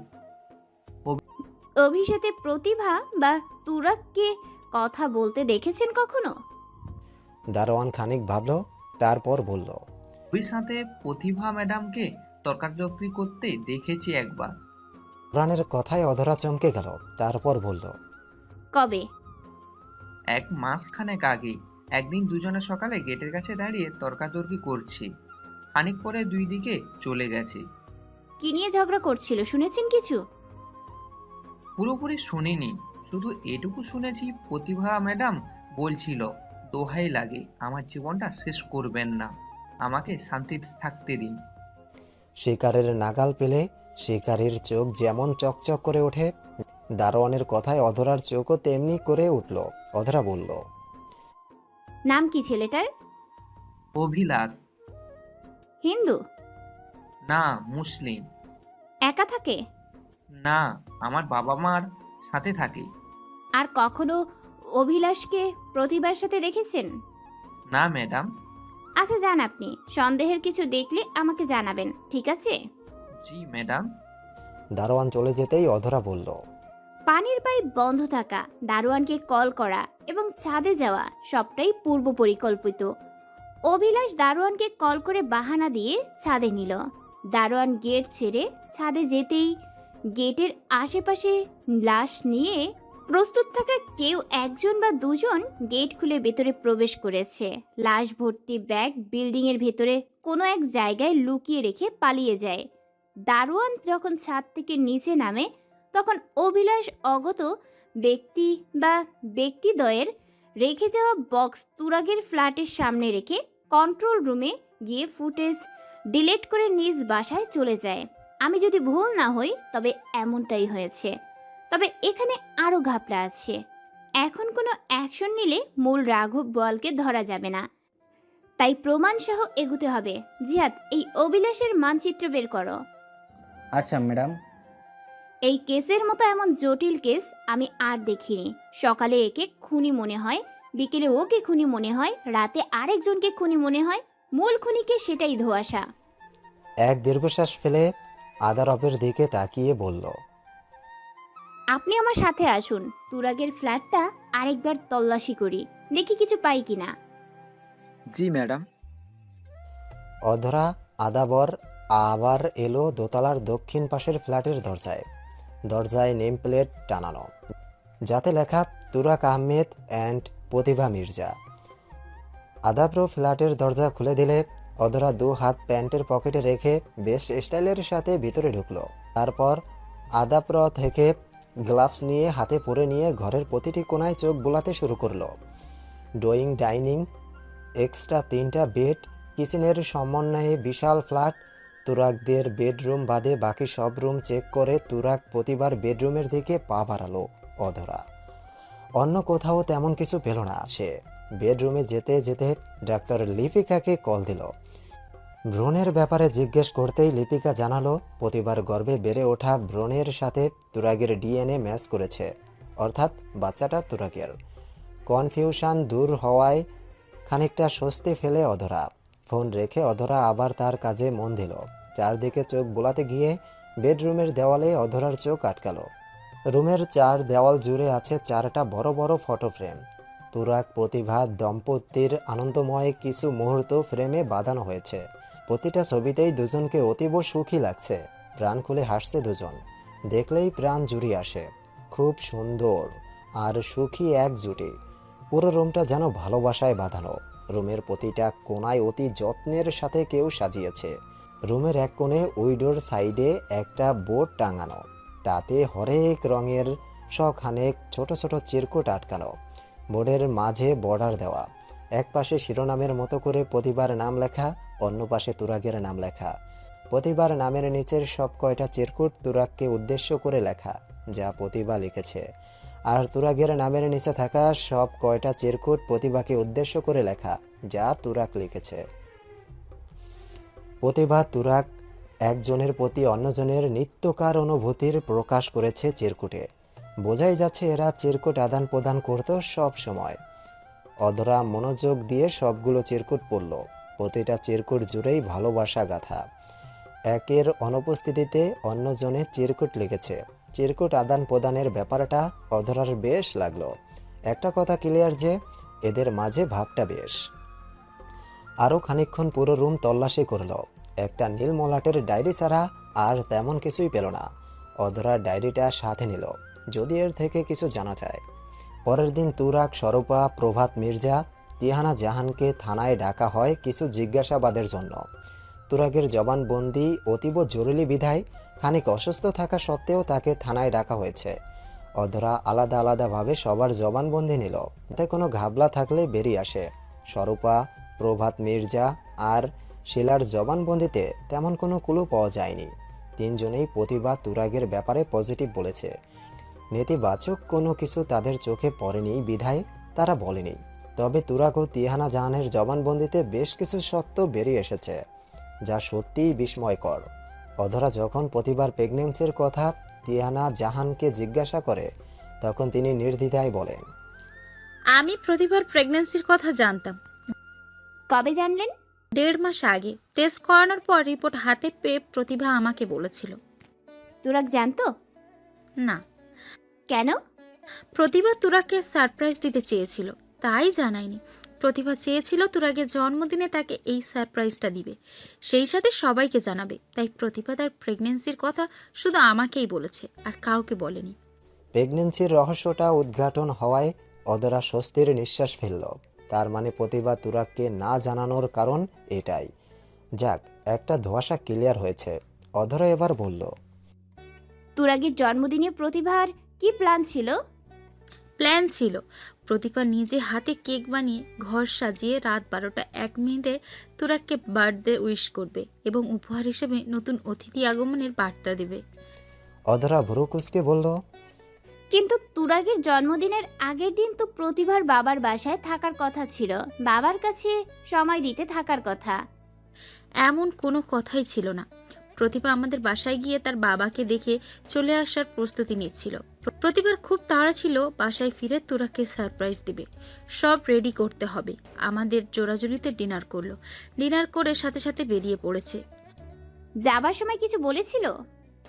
বলেছিল সোজাই বাসায় যাবে, তারপর তুরাগকে সারপ্রাইজ দেবে। কেক কাটার সময় যেন আমরা ভিডিও কলে থাকি। আচ্ছা, অধরার সাথে কারো কোনো শত্রুতা ছিল বা অধরা কেউ ডিস্টার্ব করতো? কোনো ছেলে? কয়েকটা ছেলে প্রতিভাকে বিয়ের আগে খুব ডিস্টার্ব করত, বিয়ের প্রস্তাবও পাঠিয়েছিল 2-1 জন। কিন্তু প্রতিভার আপত্তি জেনে কারোর প্রপোজাল গ্রহণ করিনি আমরা। প্রতিভার পছন্দ অনুযায়ী তুরাগের সাথেই বিয়ে দিই। বিয়ের পর তারা বিরক্ত করা ছেড়ে দিয়েছে। কারা ডিস্টার্ব করতো? নাম বলুন। তিহানা জাহান খানিক ভেবে বললেন, সাজিদ, মাহির, কাকন আর অভিলাষ, এই 4 জন বিরক্ত করত। তার মধ্যে অভিলাষের বিরক্তির মাত্রা বেশি ছিল। অভিলাষ নামটা শুনে অধরা চমকে উঠল, বলল, অভিলাষকে? অভিলাষ আর প্রতিভা একই স্কুল থেকে পড়াশোনা করেছে। অভিলাষ প্রতিভার কয়েকবার সিনিয়র ছিল। স্কুল লাইফ থেকে প্রতিভাকে পছন্দ করত অভিলাষ। ছেলেটা অনেক উগ্র আর বখাটে টাইপের ছিল, তাই প্রতিভা অভিলাষকে মোটেও পছন্দ করত না, সব সময় এড়িয়ে যেত। কয়েকবার বিয়ের প্রস্তাব দিয়েছে। বিয়ের আগ অব্দি অভিলাষ প্রতিভাকে বিরক্ত করত, নেশা করে বাসায় এসে হাঙ্গামা করত, বাসায় গিফট পাঠাতো, প্রতিভাকে কিডন্যাপ আর রেপ করার হুমকি দিত। এসবের জন্য বছরখানেক আগে অভিলাষকে জেলেও দিয়েছি আমরা। 4 মাস জেলে ছিল। জেলে থাকাকালীন সময় তুরাগ প্রতিভার বিয়ে হয়ে যায়। জেল থেকে বের হয়ে অভিলাষ যখন শুনলো প্রতিভার বিয়ে হয়ে গেছে, তখন ঝামেলা করেনি? না, জেল থেকে বের হয়ে অভিলাষ আর কখনোই প্রতিভাকে কোনো প্রকার বিরক্ত করেনি। অভিলাষ যে প্রতিভাদের বিল্ডিংয়ের 5 তলায় থাকে তা আপনি জানেন না? সন্দেহী কণ্ঠে বলল অধরা। অধরার কথায় তিহানা জাহান স্বাভাবিক কণ্ঠে বললেন, জানি। একই বিল্ডিংয়ে থাকার সুবাদে তাদের তো দেখা হওয়ার কথা, চোখের সামনে পেয়েও প্রতিভার কোনো ক্ষতি করেনি? আমার জানা মতে করেনি। প্রতিভা আমাকে তেমন কিছু বলেনি। আমি কয়েকবার জিজ্ঞাসা করেছিলাম, প্রতিবারই বলেছে অভিলাষ শুধরে গেছে, এখন তাকে আর বিরক্ত করে না, নিজের মতো থাকে। প্রতিভা নিজের দুঃখ কষ্টের কথা কার সাথে শেয়ার করত? প্রতিভা নিজের সুখের কথা সবার সাথে শেয়ার করলেও দুঃখ কষ্টের কথা কখনো কারোর সাথে শেয়ার করতো না। আমি, তুরাগ কিংবা স্বরূপার সাথেও না। তবে সব কথা ডায়েরিতে লিখত। প্রতিভার ডায়েরিটা কোথায় এখন? তুরাগের ফ্ল্যাটে আছে। আচ্ছা, আপনি এখন আসুন, পরে ডাকলে আবার আসবেন। আচ্ছা। বলেই তিহানা জাহান উঠে চলে গেলেন বাইরে। অধরা আনমনে বলল, তুরাগকে বার্থডে সারপ্রাইজ দিতে গিয়ে প্রতিভা নিজেই লাশ হয়ে সবাইকে সারপ্রাইজ করলো। সারপ্রাইজের উপর সারপ্রাইজ, তাও এতটা রহস্যময়। সত্যি এটা রহস্যময় সারপ্রাইজ। এক সারপ্রাইজের রহস্য উদ্ঘাটন করতে গিয়ে অনেক রহস্য তৈরি হচ্ছে, অনেক রহস্যের জট খুলছে। তিহানা জাহানের পর ডাকা হলো তুরাককে। মিস্টার তুরাক, আপনি কি জানেন আপনার স্ত্রী প্রেগনেন্ট ছিল? হুইল চেয়ারে বসা শুভ্র বর্ণের সুদর্শন যুবকের উদ্দেশ্যে প্রথম প্রশ্ন ছড়ল অধরা। অধরার কথায় অধরার বিপরীত পাশে হুইল চেয়ারে বসা সুদর্শন যুবকের চেহারার রং পাল্টে গেল। বিমর্ষ চেহারায় একরাশ বিস্ময় উকি দিল, যেন সে কোনো চমকপ্রদ তথ্য জেনেছে যা সে ইতিপূর্বে জানত না। তুরাগের কানে শুধু আপনার স্ত্রী প্রেগনেন্ট কথাটা গিয়েছে। 3টা শব্দই তুরাগের কানে বাজছে বারবার। এই 3টা শব্দই তুরাগকে মুহূর্তের জন্য পৃথিবীর শ্রেষ্ঠতম সুখী মুহূর্তে নিয়ে গেল। এই 3টা শব্দ তুরাগকে ভুলিয়ে দিল যে তার স্ত্রী এখন মৃত। সে তার অনাগত সন্তানকে নিয়ে পরপারে পাড়ি জমিয়েছে। এই 3টা শব্দই তুরাগকে সেকেন্ডের জন্য বধির করে দিল। তাই তো সে অধরার বলা বাক্যের শেষ ছিল শব্দটা শুনতে পায়নি। তুরাগের চোখে মুখে এক মুঠো সুখ উকি দিল। আনন্দের চোখ চিকচিক করছে। চোখের সামনে নানান দৃশ্য ভেসে উঠছে। দৃশ্যের পালা বদলে চোখের সামনে ছোট্ট একটা রাজকন্যার অবয়ব ভেসে উঠতেই ঠোঁটের কোণে হাসির রেখা দেখা দিল। নিজের অজান্তেই অস্ফুট স্বরে বলল, আমার প্রিন্সেস আসছে, আমার প্রিন্সেস, আমি বাবা হব। প্রথম বাবা হওয়ার সংবাদটা অধিকতর সুন্দর আর প্রশান্তিকর হয়। সংবাদটায় জুড়ে থাকে একরাশ স্বস্তি, আনন্দ আর সুখ। তুরাগের বিমর্ষ চেহারার মাঝে উকি দেওয়া আনন্দটা যেন তার বিমর্ষতা দূর করে দিয়েছে। বিমর্ষতার বিনিময়ে এক মুঠো সুখ উপহার দিয়েছে যেন। অধরা তুরাগের দিকে তীক্ষ্ণ দৃষ্টিতে তাকিয়ে আছে। সে বুঝতে পারছে না তুরাগের এত খুশির কারণ কি। এখন তুরাগের চেহারা দেখলে যে কেউ বলবে এই মুহূর্তে তুরাগ নিজেকে খুব সুখী বোধ করছে। অনাগত সন্তানের কথা শুনে তুরাগের কষ্ট দ্বিগুণ হওয়ার কথা, কারণ সে স্ত্রীর সাথে সন্তানকেও হারিয়েছে। তবে কষ্টের সময়টায় তুরাগ খুশি হচ্ছে কেন? অধরা ভ্রু কুঁচকে উচ্চ কণ্ঠে বলল, প্রতিভার মৃত্যুর আগে আপনি প্রতিভার কনসিভ করার কথা জানতেন? মৃত্যু শব্দটা বজ্রপাতের মতো ভয়ঙ্কর শব্দে তুরাগের কানে বাজল। তুরাগের বধিরতা কাটানোর জন্য এই একটা শব্দই যথেষ্ট ছিল। তুরাগের স্তব্ধতা, উৎফুল্লতা, সুখী অনুভূতির তারাটা যেন মুহূর্তেই সংযোগ থেকে বিচ্ছিন্ন হলো। খানিক আগে ঘুরে বেড়ানো পৃথিবীর সবচেয়ে সুখকর মুহূর্ত থেকে টেনে হিসড়ে বাস্তবতার কাঁটাযুক্ত পথে নামিয়ে দিল তুরাগকে। মনে করিয়ে দিল মৃত্যু নামক কঠিন, নির্মম এবং ভয়ঙ্কর শব্দটা তার কাছ থেকে তার স্ত্রীকে ছিনিয়ে নিয়ে গেছে। গ্রাস করেছে তার অনাগত সন্তানকেও।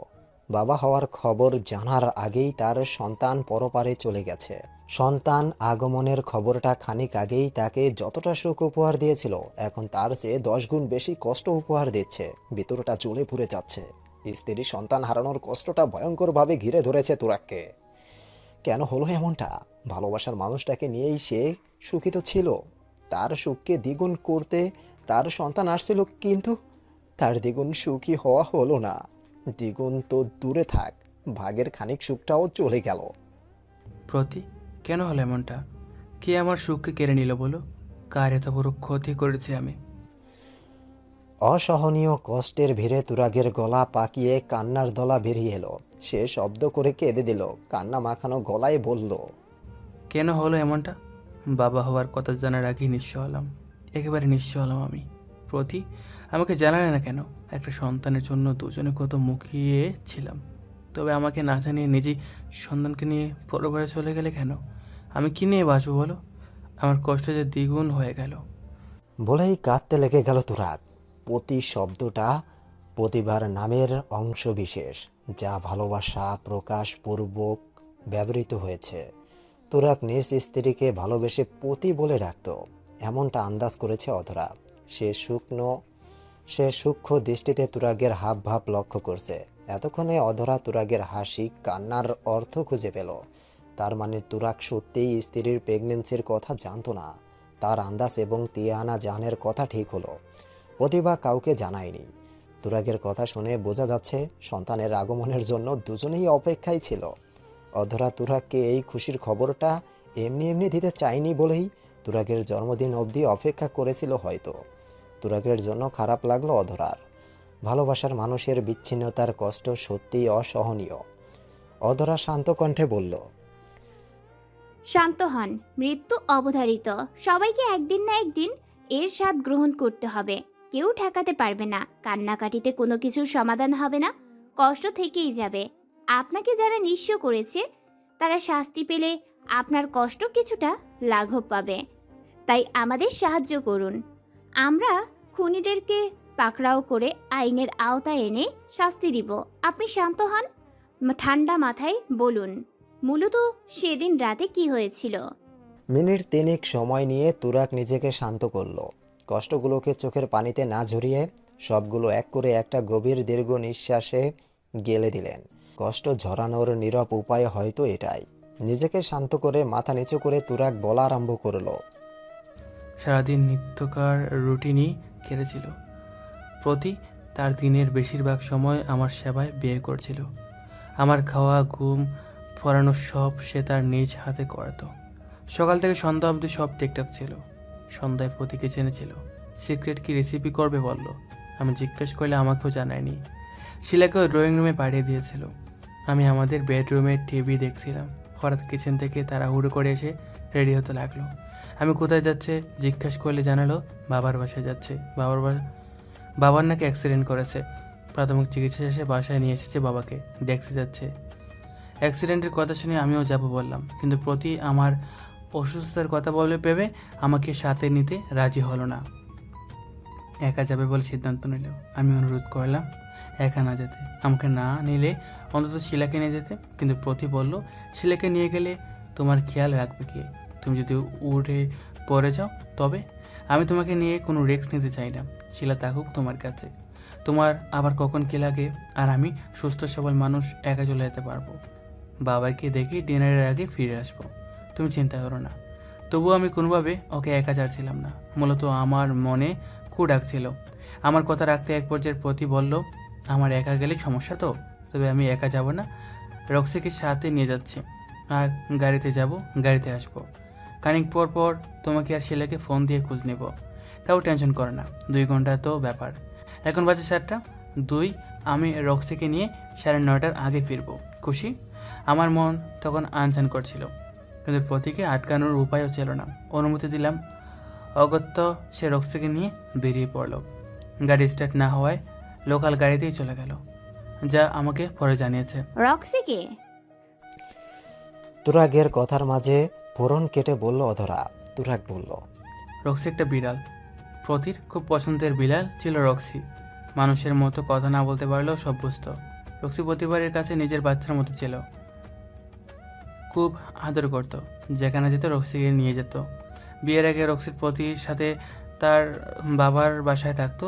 বিয়ের পর প্রতির সাথে আমার ফ্ল্যাটে চলে আসে। তারপর থেকে আমাদের সাথেই থাকতো। রক্সি এখন কোথায়? প্রতিবার লাশের সাথে কি তাকে পেয়েছিলেন? রক্সি নিখোঁজ। প্রতির সাথে বাবার বাসায় গিয়ে ফেরার পথে প্রতির সাথেই নিখোঁজ হয়েছে। তারপর আর সন্ধান পাওয়া যায়নি। আচ্ছা, আপনাদের দাম্পত্য জীবন কেমন ছিল? কোনো ঝগড়া বিবাদ ছিল? আমার আর প্রতি 2 বছরের রিলেশন ছিল। 2 বছর রিলেশন পর 7 মাস আগে আমরা বিবাহ বন্ধনে আবদ্ধ হই। এই 2 বছর 7 মাসে আমাদের মাঝে কখনো মান অভিমানের জায়গা পায়নি। সেখানে ঝগড়া তো অনেক দূরের কথা। আমরা খুব সুখে ছিলাম। আমাদের সম্পর্কটা পরশু অবধি তেমনই ভালোবাসার ছিল, যেমনটা রিলেশনের প্রথম দিন ছিল। কিন্তু কারো আমাদের সুখে সহ্য হলো না, সব কেড়ে নিল। আমি হারালাম আমার সুখ, আমার ভালোবাসাকে। তুরাগের গলাটা বেশ ধরে এলো। অধরা বলল আচ্ছা, আপনার বা প্রতিভার কোনো শত্রু ছিল?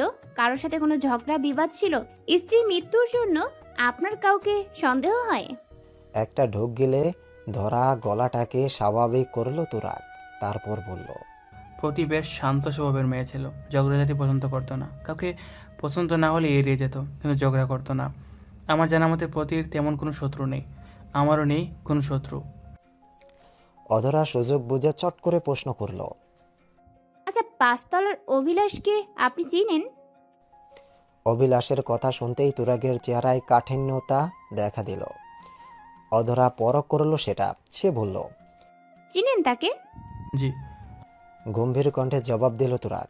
অধরা বলল কিভাবে? আমার প্রতিবেশী হিসেবে চিনি, আর আর ইপ্রিজার হিসেবে। অভিলাষ প্রতিভাকে উত্ত্যক্ত করতো বিয়ের আগে। বিয়ের পর করতো? না, জেল থেকে ফিরে আর বিরক্ত করিনি কখনো। ততদিনে আমাদের বিয়ে হয়ে গেছিল, তখন আর কী বা করার ছিল। অভিলাষের সাথে আপনার কখনো কথা বা ঝগড়া হয়েছে? না। আপনি এখন আসুন। তুরাগ যাওয়ার পর অধরা মনে মনে বলল, আমি যদি ভুল না হই তবে বিয়ের পরও অভিলাষ প্রতিভাকে বিরক্ত করত। এত সহজে প্রতিভাকে ছাড়ার কথা না অভিলাষের। অভিলাষের অত্যাচারের কথা প্রতিভা কাউকেই বলতো না। অভিলাষের জেলে যাবার জন্য অভিলাষ প্রতিভাকে কোনো না কোনোভাবে শাস্তি দিচ্ছিল, যা প্রতিভা নিজের মাঝে চেপে রেখেছে। হতে পারে প্রতিভার কনসেপ্ট করার কথা কোনোভাবে অভিলাষ জেনে গেছে, এতে ভীষণ ক্ষেপে গিয়েছে, তাই প্রতিভাকে খুন করেছে। সব কথা জানা যাবে এই অভিলাষকে পাকড়াও করলে। অধরা জিহাদকে বলল, এই অভিলাষকে থানায় নিয়ে আসো, ডান্ডার বাড়ি পড়লে সব স্বীকার করবে। জি ম্যাডাম। বলেই যেতে নিলেই অধরার ফোন বেজে উঠল। কল রিসিভ করার পর ওপাশ থেকে শোনা গেল, অধরা টেবিলে এক ঘুষি মেরে বলল, শিট, কেসটা সমাধানের দিকে না গিয়ে জটিলতার দিকে যাচ্ছে। আমি প্রতিভা মির্জা, শিল্পপতি প্রভা মির্জা ও তিহানা জাহানের একমাত্র সন্তান। বাবাই আমার আদর্শ, মা আমার শিক্ষক। আমার জীবনে এরা অপরিমিত স্থান জুড়ে আছে। মা বাবা বাদে আরও দুজন মানুষ আছে যারা আমার শুভাকাঙ্ক্ষী, আমার ভালোবাসার মানুষ, যাদের সাথে আমার আত্মার সম্পর্ক। সে দুজনের একজন হলো আমার বোন নামক বান্ধবী স্বরূপা, আমার সুখ দুঃখ হাসি কান্নায় যাকে সব সময় পাশে পাই। স্বরূপাকে পেয়েছিলাম 10ম শ্রেণীতে। সিটি কলেজে ভর্তি হওয়ার বছর তখন অতিবাহিত হয়ে গিয়েছিল। বন্ধু বান্ধবও বেশ কয়েকটা জুটিয়েছিলাম, বেশ চলছিল দিন। হঠাৎ একদিন ক্লাসে গিয়ে দেখি একটা নতুন মেয়ে এসেছে। ক্লাসের এক কোণে একটা টেবিলে ঘাপটি মেরে বসে আছে। দেখে আমার কেমন যেন মায়া হলো। কাছে গিয়ে কথা বলে জানতে পারলাম মেয়েটা চিটাগং সিটি কলেজ থেকে বদলি হয়ে এসেছে এখানে। নাম স্বরূপা হাসান। তার বাবা হাসান আলীও একজন শিল্পপতি, আগে চিটাগং থাকতো, বাবার ব্যবসার কারণে ঢাকা এসেছে। কাকতালীয় বিষয় হচ্ছে তারা আমাদের এলাকায় বাসা নিয়েছে। শুনে ভীষণ খুশি লাগলো। যাক, এলাকার একটা সঙ্গী পেলাম। তবে মেয়েটার শ্যামলবরণ চেহারায় কেমন যেন মায়া আছে, যা যে কাউকে গ্রাস করবে। শ্যামবরণের চেহারায় টানা টানা হরিণী চোখ যেন তার মায়াটা দ্বিগুণ বাড়িয়ে দিয়েছে। মেয়েটাকে এক নজর দেখলে মনে হবে অতীতে কবিরা ঠিক কথাই বলেছেন, রূপের রানী শ্যামবতী রায়। আমি জেসে গিয়ে মেয়েটার সাথে কথা বললাম, বন্ধুত্বের হাত বাড়ালাম। এই হাজার মানুষের ভিড়ে একাকিত্ব গ্রাস করে থাকা মেয়েটা যেন আমার বাড়ানো হাত দেখে আকাশের তারা হাতে পেল, খুশি হয়ে লুফে নিল। শুরু হলো আমাদের বন্ধুত্ব। দিন যত অতিবাহিত হতে লাগলো, আমাদের বন্ধুত্বও তত গাঢ় হতে লাগলো। আমরা বান্ধবী থেকে বোন হয়ে গেলাম। স্বরূপা একেবারেই শান্ত স্বভাবের, অল্পভাষী, কোনো ঝগড়াঝাটি কিংবা তর্কেও নেই সে। মোট কথা সমস্ত ঝামেলা থেকে দূরে থাকে। ভীষণ শান্তিপ্রিয় মানুষ। তার মাঝে একটা জ্ঞানী জ্ঞানী ভাব থাকে সব সময়। সব কিছুর সমাধান খুব বিজ্ঞের মতো করে দিবে। উদারতায় ভরা তার মন। আমি আজ অবধি ওকে কখনো কারো খারাপ চাইতে দেখিনি। সব সময় সবার ভালো কামনা করে। আমার বেলায় সে সব সময় সিকিউর থাকে, আমার যাতে ভালো হবে সে তাই করে। প্রচণ্ড কেয়ারিং। একদিন আমরা দুজন ঘুরতে বেরিয়েছিলাম, কেউ গাড়ি নিয়ে বের হয়নি, তো রাস্তা দিয়ে হাঁটছিলাম। আমি রাস্তার ধারে ছিলাম, ও আমার পাশেই ছিল। হঠাৎ কোথা থেকে একটা গাড়ি আমার দিকে তেড়ে এলো। সম্ভবত ড্রাইভার মদ্যপায়ী ছিল। আমি বিষয়টা খেয়াল করিনি।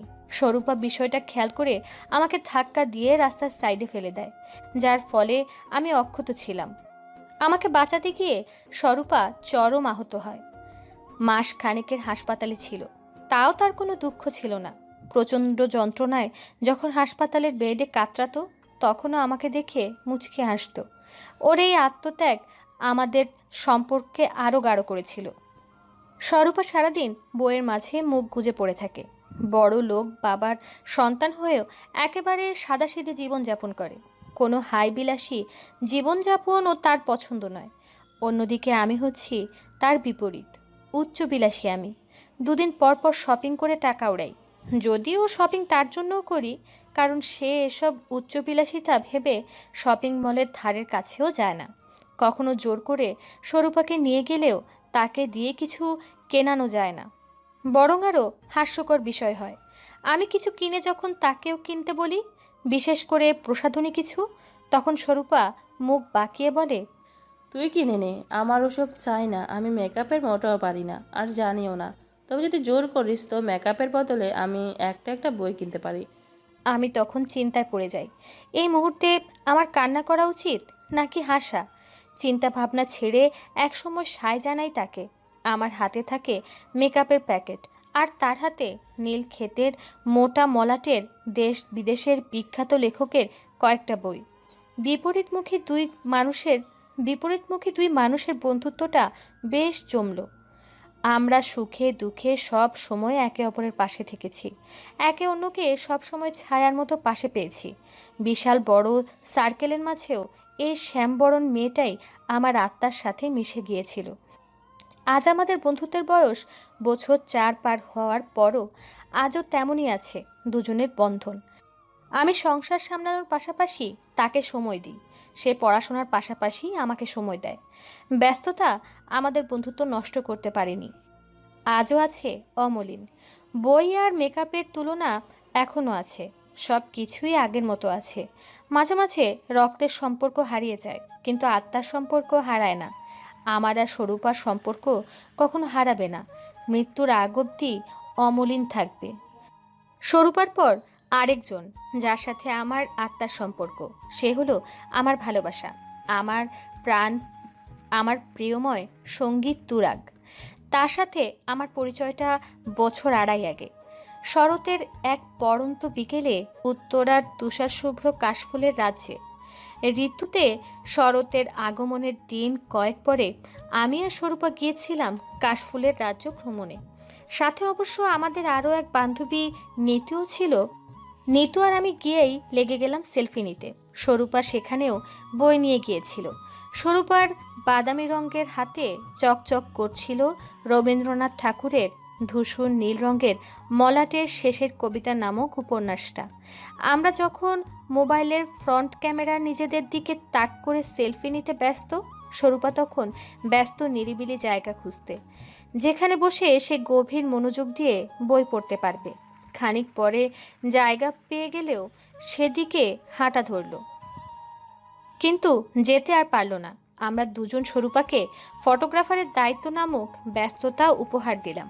স্বরূপা নিজ দায়িত্বে পালন করতে গিয়ে শখানেক ছবি তুলে দিল আমাদের। তাকে টেনে টুনে কয়েকটা সেলফিও নিয়েছিলাম সেদিন। ছবি তোলা শেষে ছবিগুলো দেখতে গিয়েই স্ক্রিনে একটা চমকপ্রদ দৃশ্য চোখে পড়ল। ছবিতে আমার আর নিতুর পিছনে কয়েক গজ দূরে একটা ছেলে কতগুলো ছোট ছোট বাচ্চাকে নিয়ে গোল হয়ে বসে আছে। কোনো একটা ব্যাপার নিয়ে তারা হাসছিল। তখনই ছবিটা ক্লিক করা হয়, যার ফলে সবার হাস্যোজ্জ্বল মুখ ক্যাপচার হয়। কৌতূহলবশত আমি ঘুরে তাকালাম, পিছন ফিরে দেখলাম একই দৃশ্য তখনও চলমান। বাচ্চাগুলো হয়তো পথশিশু, চেহারায় কেমন রোগা রোগা আর অসহায় ভাব। হতে পারে পথশিশুদের নতুন ড্রেস পরিয়ে এখানে ঘুরতে নিয়ে এসেছে ছেলেটা। তবে ছেলেটার চেহারা বেশ আকর্ষণীয়। ফর্সা গোল গোল চেহারায় খোঁচা খোঁচা না কাটা কাটা দাড়ি, প্রশান্ত চোখ, খাড়া নাক আর সরু ঠোঁটের সম্মিলনে চেহারাটা নজর কাড়া। পরনে তার মেঘের ভেলা শার্ট আর কালো ডেনিম প্যান্ট, হাতে কালো বেল্টের ঘড়ি। রেশমি কালো চুলগুলো যখন বাতাসে এলোমেলো হয়ে যাচ্ছিল, তখন হাত দিয়ে বারবার তার পেছন দিকে গুছাচ্ছিল। সেই সাথে মুখ ভর্তি হাসি আর সরু ঠোঁট, আর জিহ্বার নড়াচড়ায় গলা থেকে বেরিয়ে তৈরি হওয়া বাক্য, যা নিমিষেই আশেপাশের মানুষগুলোকে হাসির রাজ্যে নিয়ে যায়। সব মিলিয়ে চমৎকার একটা দৃশ্য, ঠিক ফ্রেমে বাঁধার মতো। ছেলেটাকে এক নজর দেখেই কেমন যেন ভালো লাগা জন্মে যায় আমার। চারদিকে তার বয়সী ছেলেরা যখন গার্লফ্রেন্ড নিয়ে ছবি তোলাতে আর রোম্যান্স করতে ব্যস্ত, তখন সে ব্যস্ত অসহায় পথশিশুদের মুখে হাসি ফোটাতে। এমনটা কজনে পারে জানা নেই আমার। তবে সেদিন সবার মাঝে ওই ছেলেটাকে আমার অনন্য লাগে।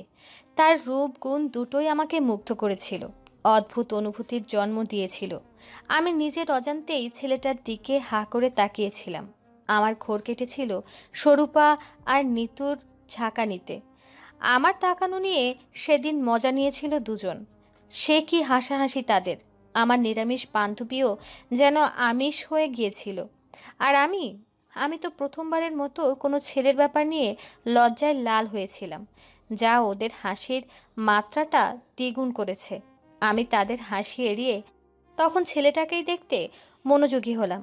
তারা হাসি থামিয়ে বলল, কুছ কুছ হোতা হ্যায়।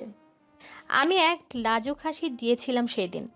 যতক্ষণ ছিলাম ততক্ষণ ছেলেটাকেই দেখে গিয়েছিলাম। ফেরার সময় মৃদুল ভাই এসেছিল আমাদের নিতে। মৃদুল ভাই হলো আমার নিরামিষ বান্ধবী স্বরূপার আমিষ প্রেমিক। তিনি মেডিকেলের স্টুডেন্ট। বেচারা দীর্ঘ 2 বছর পেছন ঘুরে স্বরূপাকে পটিয়েছিল। মেডিকেলের পড়া থেকে স্বরূপার মন পড়া অতীব কঠিনতম কাজ বলে তার মনে হয়।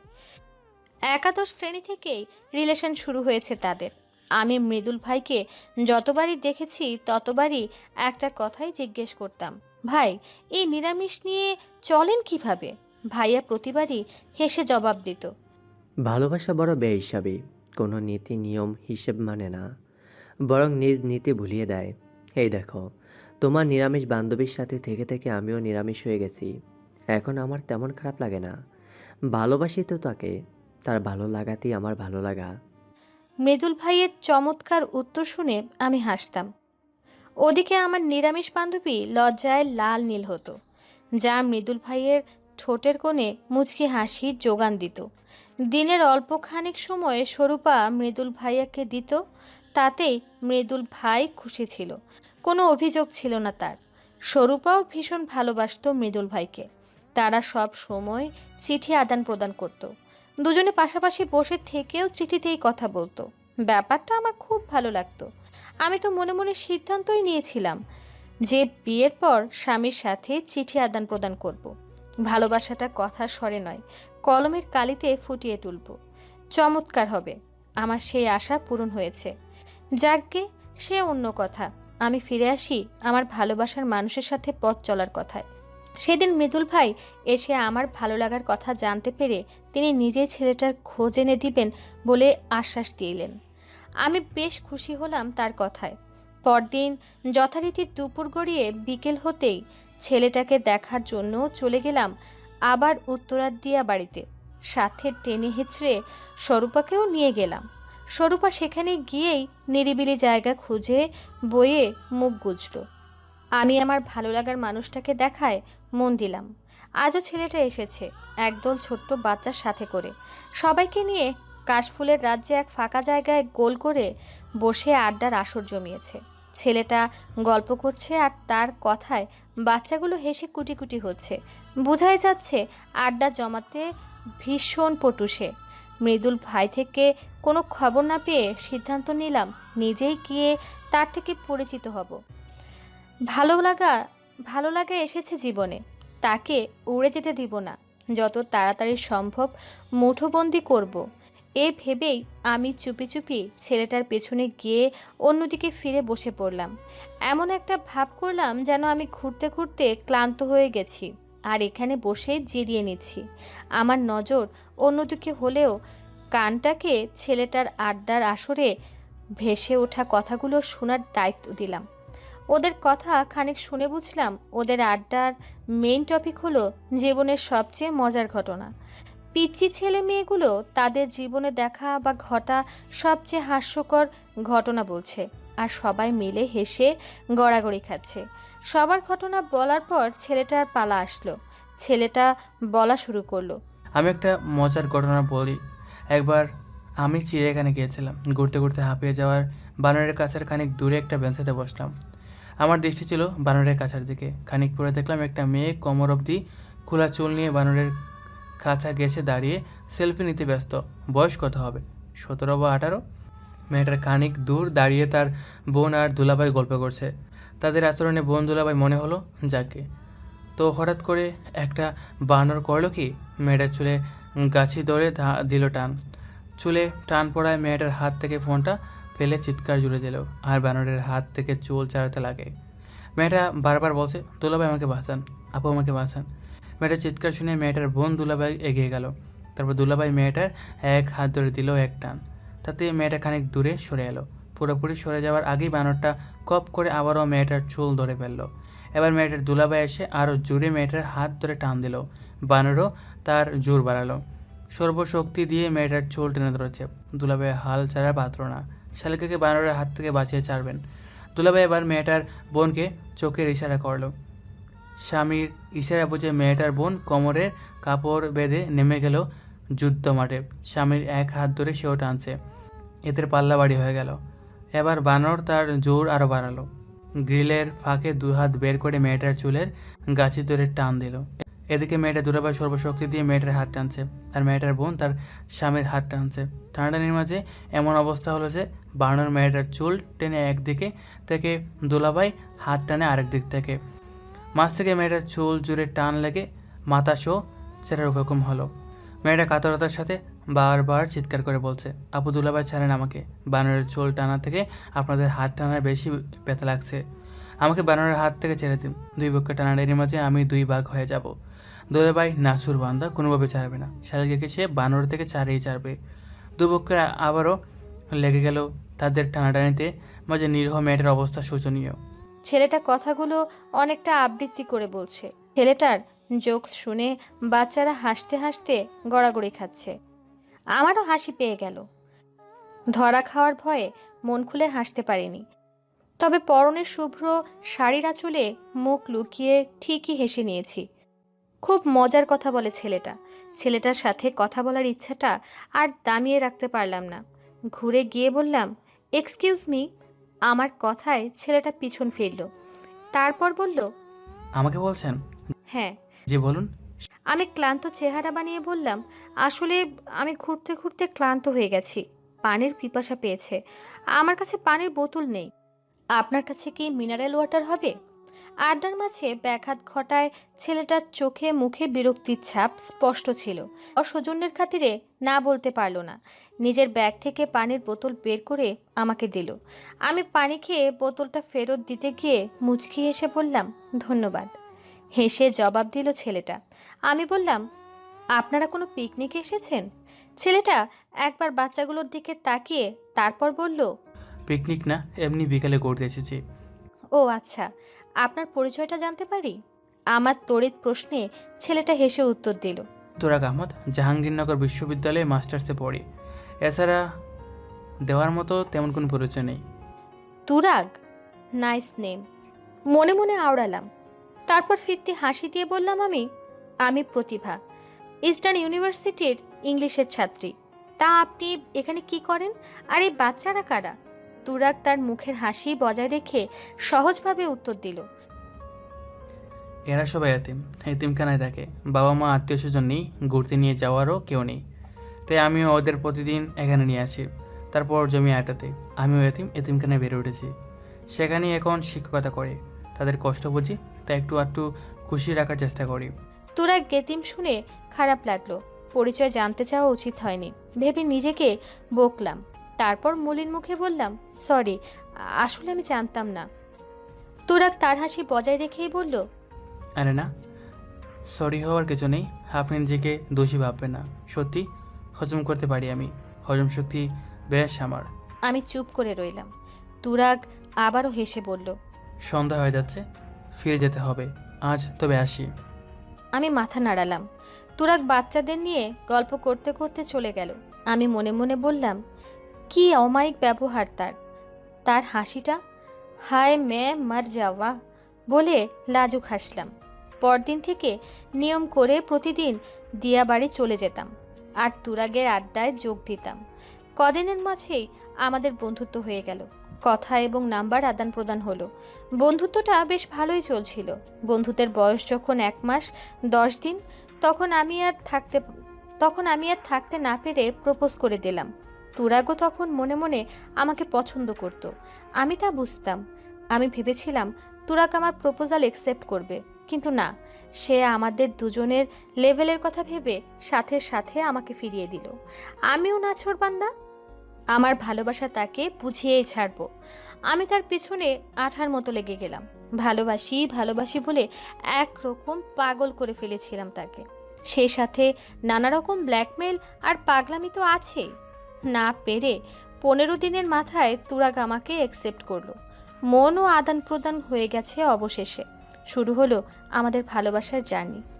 প্রতিদিন দুজনের ভার্সিটি শেষে রিক্সা নিয়ে ঘুরে বেড়ানো, ধানমন্ডি লেকের পাড়ে বসে বাদাম খাওয়া, সপ্তাহে একদিন সিনেমা দেখা, সব মিলিয়ে ভালোই চলছিল দিনকাল। তুরাগ এতিমখানায় পড়াতো, বিনিময়ে কোনো টাকা নিত না, শুধু সেখানে থাকতো। পাশাপাশি কয়েকটা টিউশনি করাতো। টিউশনির খরচ দিয়ে নিজে আর পড়াশোনার খরচ চালাতো। মাঝে মাঝে আমাকে এটা সেটা কিনে দিত। আমার ডিমান্ড বেশি ছিল না, অল্পতেই খুশি হতাম। সম্পর্কে কোনো অভিযোগ ছিল না, দুজনেই দুজনকে বুঝতাম। দুজনের ভালোবাসাটা বেশ ছিল।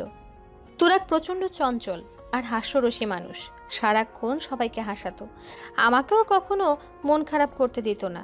প্রচণ্ড রকমের কেয়ারিং আর সাপোর্টিং আর পজিটিভ মানুষ সে। মনটা একেবারেই স্বচ্ছ, মনে মুখে এক কথা, কোনো ধোঁয়াশা নেই। দিন যত যেতে লাগলো তার প্রতি আমার মুগ্ধতা আর ভালোবাসা বেড়েই চলছিল।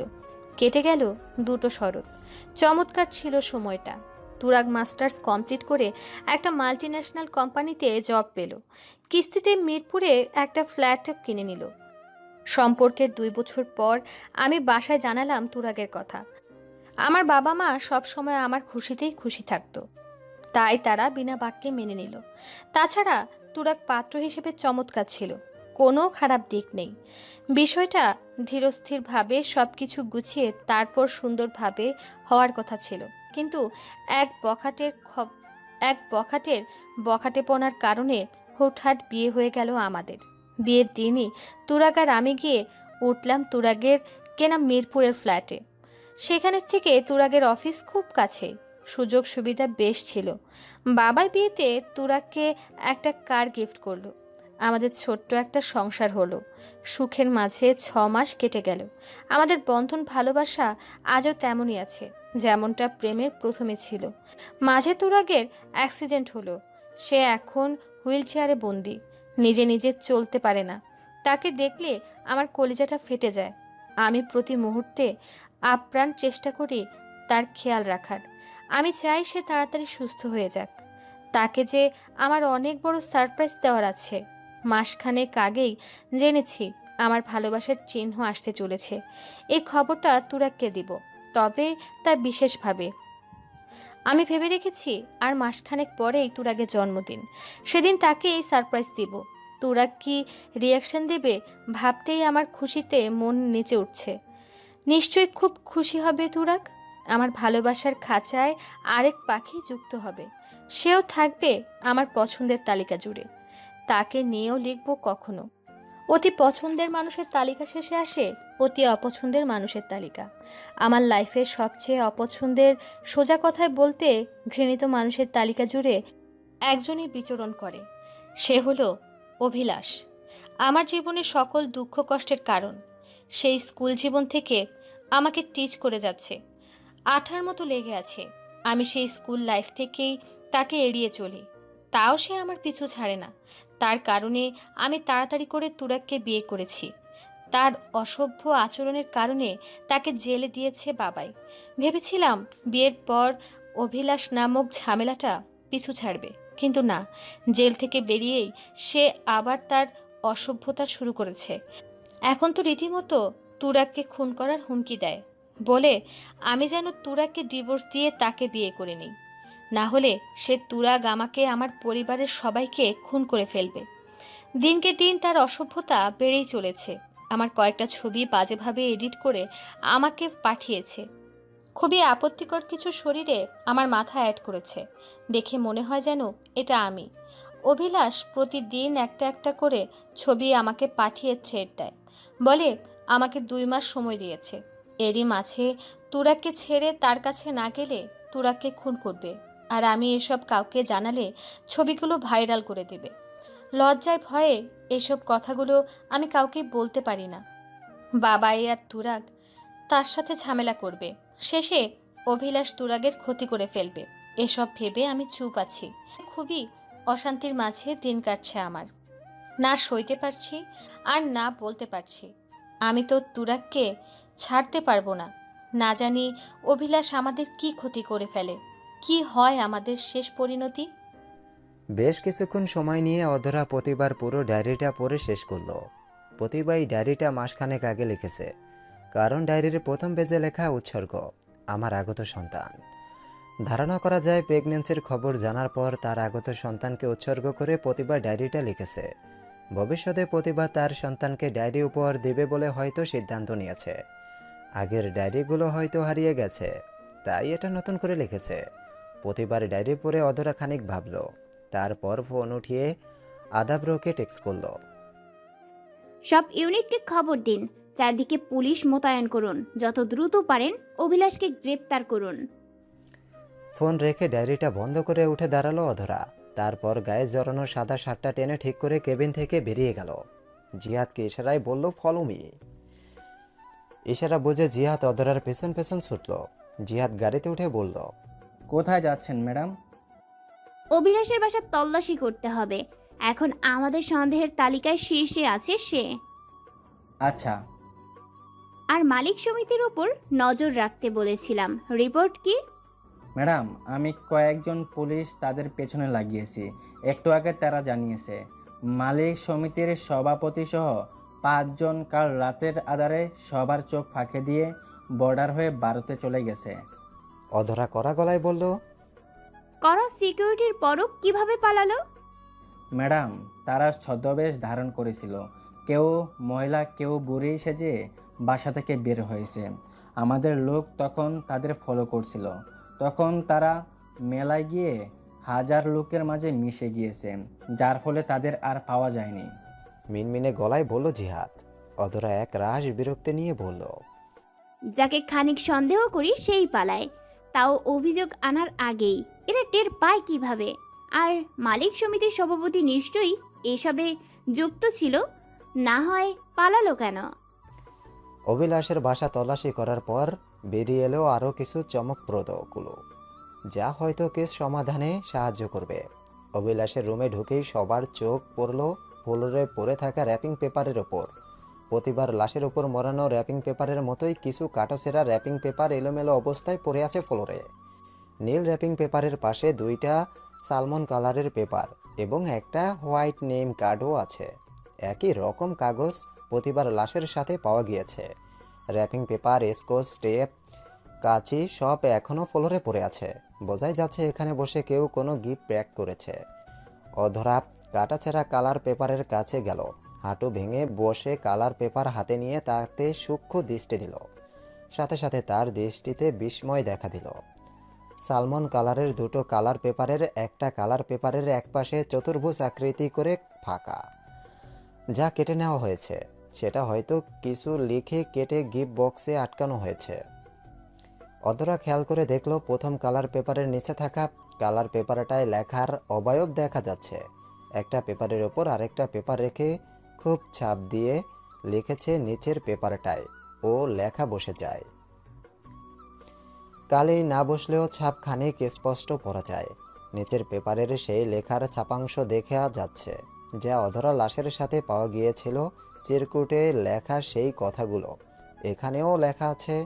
তার মানে অভিলাষ এখানে বসেই চিরকুট লিখেছে, প্যাক করেছে। তবে কি সেই 10 মিনিট সময় লাশের প্যাকেট নয়, লাশ নিয়ে আসা হয়েছে, তারপর বাসায় নিজের রুমে এনে আগে থেকে কিনে রাখা জিনিসপত্র দিয়ে লাশ প্যাক করা হয়েছে? সেটাও কিভাবে হয়? বাসায় তো অভিলাষের মা বাবাও থাকে, তাদের সামনে কিভাবে লাশ আনবে? আচ্ছা, কোথাও তারা এসবে যুক্ত না তো? তেমন হতেও পারে, কারণ প্রতিবার এমন নিখুঁত শ্বাস কোনো ছেলের দ্বারা সম্ভব নয়। নিশ্চিত শ্বাসটা কোনো মেয়েই দিয়েছিল, যার খবর নিয়ে জানা গেছে অভিলাষের মা অতীতে একজন বিউটিশিয়ান ছিলেন, পার্লারের কাজও করতেন, পরে অবশ্য ছেড়ে দিয়েছেন। তার দ্বারা এসব অসম্ভব নয়। অভিলাষের রুম তল্লাশি করে পাওয়া গেল 2টো রিসিট, একটা ড্রেসের কেনার রিসিট একটা ড্রেস কেনার রিসিট, যাতে ড্রেসের মূল্য এবং ক্রেতার নামের স্থানে অভিলাষের নাম নিবদ্ধ।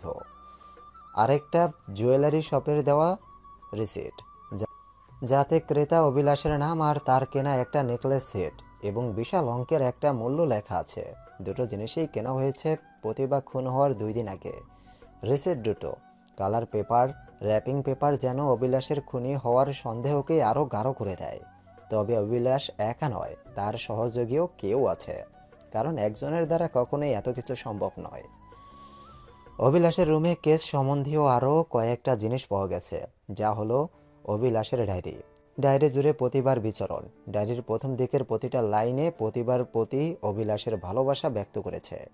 এ যেমন, আচ্ছা প্রতিভা, ভালোবাসার কি কোনো দাম হয়? যদি হতো তবে আমি নিজের জীবনের বিনিময়ে হলেও কয়েক সেকেন্ডের জন্য তোমার ভালোবাসা কিনে নিতাম। কি দোষ করেছি আমি? কেন এত কষ্ট দাও আমায়? একটু ভালোবাসলে কি এমন হয় বলো? খুব ভালোবাসি যে আমি তোমায়, তুমি অন্য কাউকে ভালোবাসা জেনেও বলতে পারি না তোমায়। প্লিজ আমাকে একটাবার ভালোবাসার সুযোগ দাও, কথা দিচ্ছি ভালোবাসার উচ্চ সীমায় নিয়ে যাব। এভাবে অর্ধেক জুড়ে শুধু নিজের প্রেম প্রকাশ করেছে অভিলাষ। শেষের দিকে তা পরিণয় হয়েছে রাগ আর ক্ষোভে। এই যেমন, কি ভেবেছিলে আমাকে জেলে পাঠিয়ে তুমি অন্য কাউকে বিয়ে করে সুখী হবে? এমন চিন্তা মাথায়ও এনো না। আমি জেল থেকে ফিরে এসেছি, এখন তোমার জীবন নরক করে দিব। তোমায় আমি না পেলে কাউকেই পেতে দিব না। তোমার সুখ হাসি সব আমার জন্যই হতে হবে। অন্য কারোর জন্য হলে তাকে শেষ করে দেব, তার আগে তোমাকে শেষ করে দেব, কারণ তুমি আমার ভালোবাসাকে অগ্রাহ্য করে তাকে বেছে নিয়েছো। আমি তোমাকে শান্তিতে থাকতে দিব না প্রতিভা। একই বিল্ডিংয়ে থাকি, খুব দেখা হবে। আমাদের প্রতিটা সাক্ষাৎ তোমাকে নরক মনে করিয়ে দেবে। তোমাকে এমন শাস্তি দিব যে কাউকে বলতেও পারবে না, আবার সইতেও পারবে না। সো তৈরি হও আমার প্রতিশোধ গ্রহণ করার জন্য। তুমি আমাকে ছেড়ে তুরাগের সাথে খুব সুখী বোধ করছো, তাই না? আজ তোমার সেই সুখটা ছিঁড়ে নিলাম। তোমার ভালোবাসার তুরাগকে ভাড়া গুন্ডা দিয়ে অ্যাক্সিডেন্ট করিয়েছি, যে হাল করেছি আশা করি বাঁচবে না। খুব শান্তি লাগছে। এমন একটা প্ল্যান করে অ্যাক্সিডেন্ট করেছি যে একটা কাকপক্ষীও জানতে পারবে না যে আমি তোমার প্রাণপ্রিয় স্বামীর মারার অ্যাক্সিডেন্ট করিয়েছি। কেউ না, সবাই জানে এটা নেহাতি আকস্মিক দুর্ঘটনা মাত্র, মূলত এটা পূর্ব পরিকল্পিত। এটা তুরাগের শাস্তি। সে কেন আমার প্রতিভা আমার ভালোবাসাকে কেড়ে নিল? সে স্কুল লাইফ থেকে ভালোবাসে আমি। আমার ভালোবাসাকে কেড়ে নেওয়ার শাস্তি তো তাকে পেতেই হবে। তুরাগকে শাস্তি দিয়ে দিয়েছি, বেটা মরুক। একবার তুরাগের বাচ্চা মরুক, তারপর আমি আমার প্রতিভাকে আমার কাছে নিয়ে আসবো। আপোষে না হলে তুলে নিয়ে আসবো, তাও না পারলে শেষ করে দিব ওকে। ও আমার না হলে ওর বাঁচার অধিকার নেই। তুরাগের কই মাসের প্রাণ এত বড় অ্যাক্সিডেন্টের পরে বেঁচে গেল। যদিও পায়ের হাড়গোড় ভেঙে একাকার হয়ে গেছে, আর হাঁটতে পারবে না হয়তো, কিন্তু তবুও রাগ লাগছে। বেটা মরলো না কেন? মরলে ভালো হতো। কারণ তুরাগের এই অবস্থায় প্রতিভা তাকে ছেড়ে এক মুহূর্তের জন্য যাচ্ছে না। হাসপাতাল থেকে আজ বাসায় এনেছে তুরাগকে। প্রতিভাকে দেখে মনে হয় ব্যথা তুরাগের না তার লাগছে। সে কি ব্যথিত চেহারা আর যত্ন ভাব দেখলে রাগে গা চলে যায়। এমন যত্ন পাওয়ার যোগ্য কি আমি ছিলাম না? কেন হলো এমন? ভাগ্য কেন আমার সহায় না? কেন? তবে সে যাই হোক, ওদের দুজনকে এক হতে দিব না, কখনোই না। আলাদা করে ফেলবো, একদম আলাদা। খুন করে ফেলবো, আগুন লাগিয়ে দেব, এমন কিছু করব কাকপক্ষীয় টের পাবেন আসলে হয়েছে কি। অধরা আন্দাজ করলো এগুলো অভিলাষের জেল থেকে ছাড়া পাওয়ার পর এই ডায়েরি পড়ে আরও ক্লিয়ার হলো যে অভিলাষই খুনে। প্রতিভা আর তুরাগের প্রতি তার অনেক ক্ষোভ। তুরাগকে খুন করতে চেয়েছিল, কিন্তু ভাগ্যক্রমে তুরাগ বেঁচে গিয়েছে। কিন্তু প্রতিভাকে কোনো রিস্ক না নিয়ে জানে মেরে দিয়েছে। তবে একটা ডাউট থেকেই যায়, সেটা হলো প্রতিভার হ্যান্ডরাইটিং। চিরকুটে প্রতিভার হ্যান্ডরাইটিং আসলো কিভাবে? প্রতিভাকে খুন করে অভিলাষ নিজ বাসায় এনে লাশ প্যাক করেছে। কাটাছেঁড়া গিফট পেপার দেখে মনে হয় প্রতিভার লাশ এখানেই প্যাক করা হয়েছে। র্যাপিং পেপারের সাথে সাথে চিরকুট লিখেছে। প্রতিভাকে যদি মৃতই আনা হয়, তবে প্রতিভা নিজের হাতে লিখল কিভাবে? কোথাও প্রতিভাকে জীবিত এনে এখানে মারা হয়নি তো, কিন্তু সেটাও কিভাবে সম্ভব? ফরেনসিক রিপোর্ট অনুযায়ী প্রতিভার মৃত্যু হয়েছে রাত 3টা নাগাদ। লাশ আনা হয়েছে 4টায়। সে হিসেবে মৃতই এনেছে প্রতিভাকে। কিন্তু কথা হচ্ছে মৃত ব্যক্তির হ্যান্ডরাইটিং আসলো কিভাবে? এখানেই রহস্য। কিভাবে কি হয়েছে জট খুলবে অভিলাষকে ধরতে পারলে। কিন্তু অভিলাষ তো নাগালের বাইরে। পুলিশ চারদিকে খুঁজে বেড়াচ্ছে, কোথাও পাওয়া যাচ্ছে না তাকে। বসুন্ধরার আবাসিক এলাকার রাস্তা ধরে হেঁটে যাচ্ছে একটা ছেলে। হলদে ফর্সা গায়ে সাদা টি শার্টের ওপর নীল চেক শার্ট জড়ানো। পরনে তার বুলো ডেনিম প্যান্ট। ফর্সা চেহারার ধূসর কালো ঠোঁট দ্বারা বেশ কায়দা করে সিগারেট খাচ্ছে। খানিক পর উদাসীন চোয়ালটা আকাশের দিকে তাক করে নাকমুখ দিয়ে ধোঁয়া ছাড়ছে। দুই কানে ভর দেওয়া কালো লাল মিশ্রণের হেডফোনটা মাথায় জড়ানো। ভাবভঙ্গিতে বোঝা যায় গান টান শুনছে। সিলভার কালার ব্রেসলেট জড়ানো ডান হাতটার তর্জনী আর মধ্যমার মাঝখানে একটা সিগারেট আটকানো।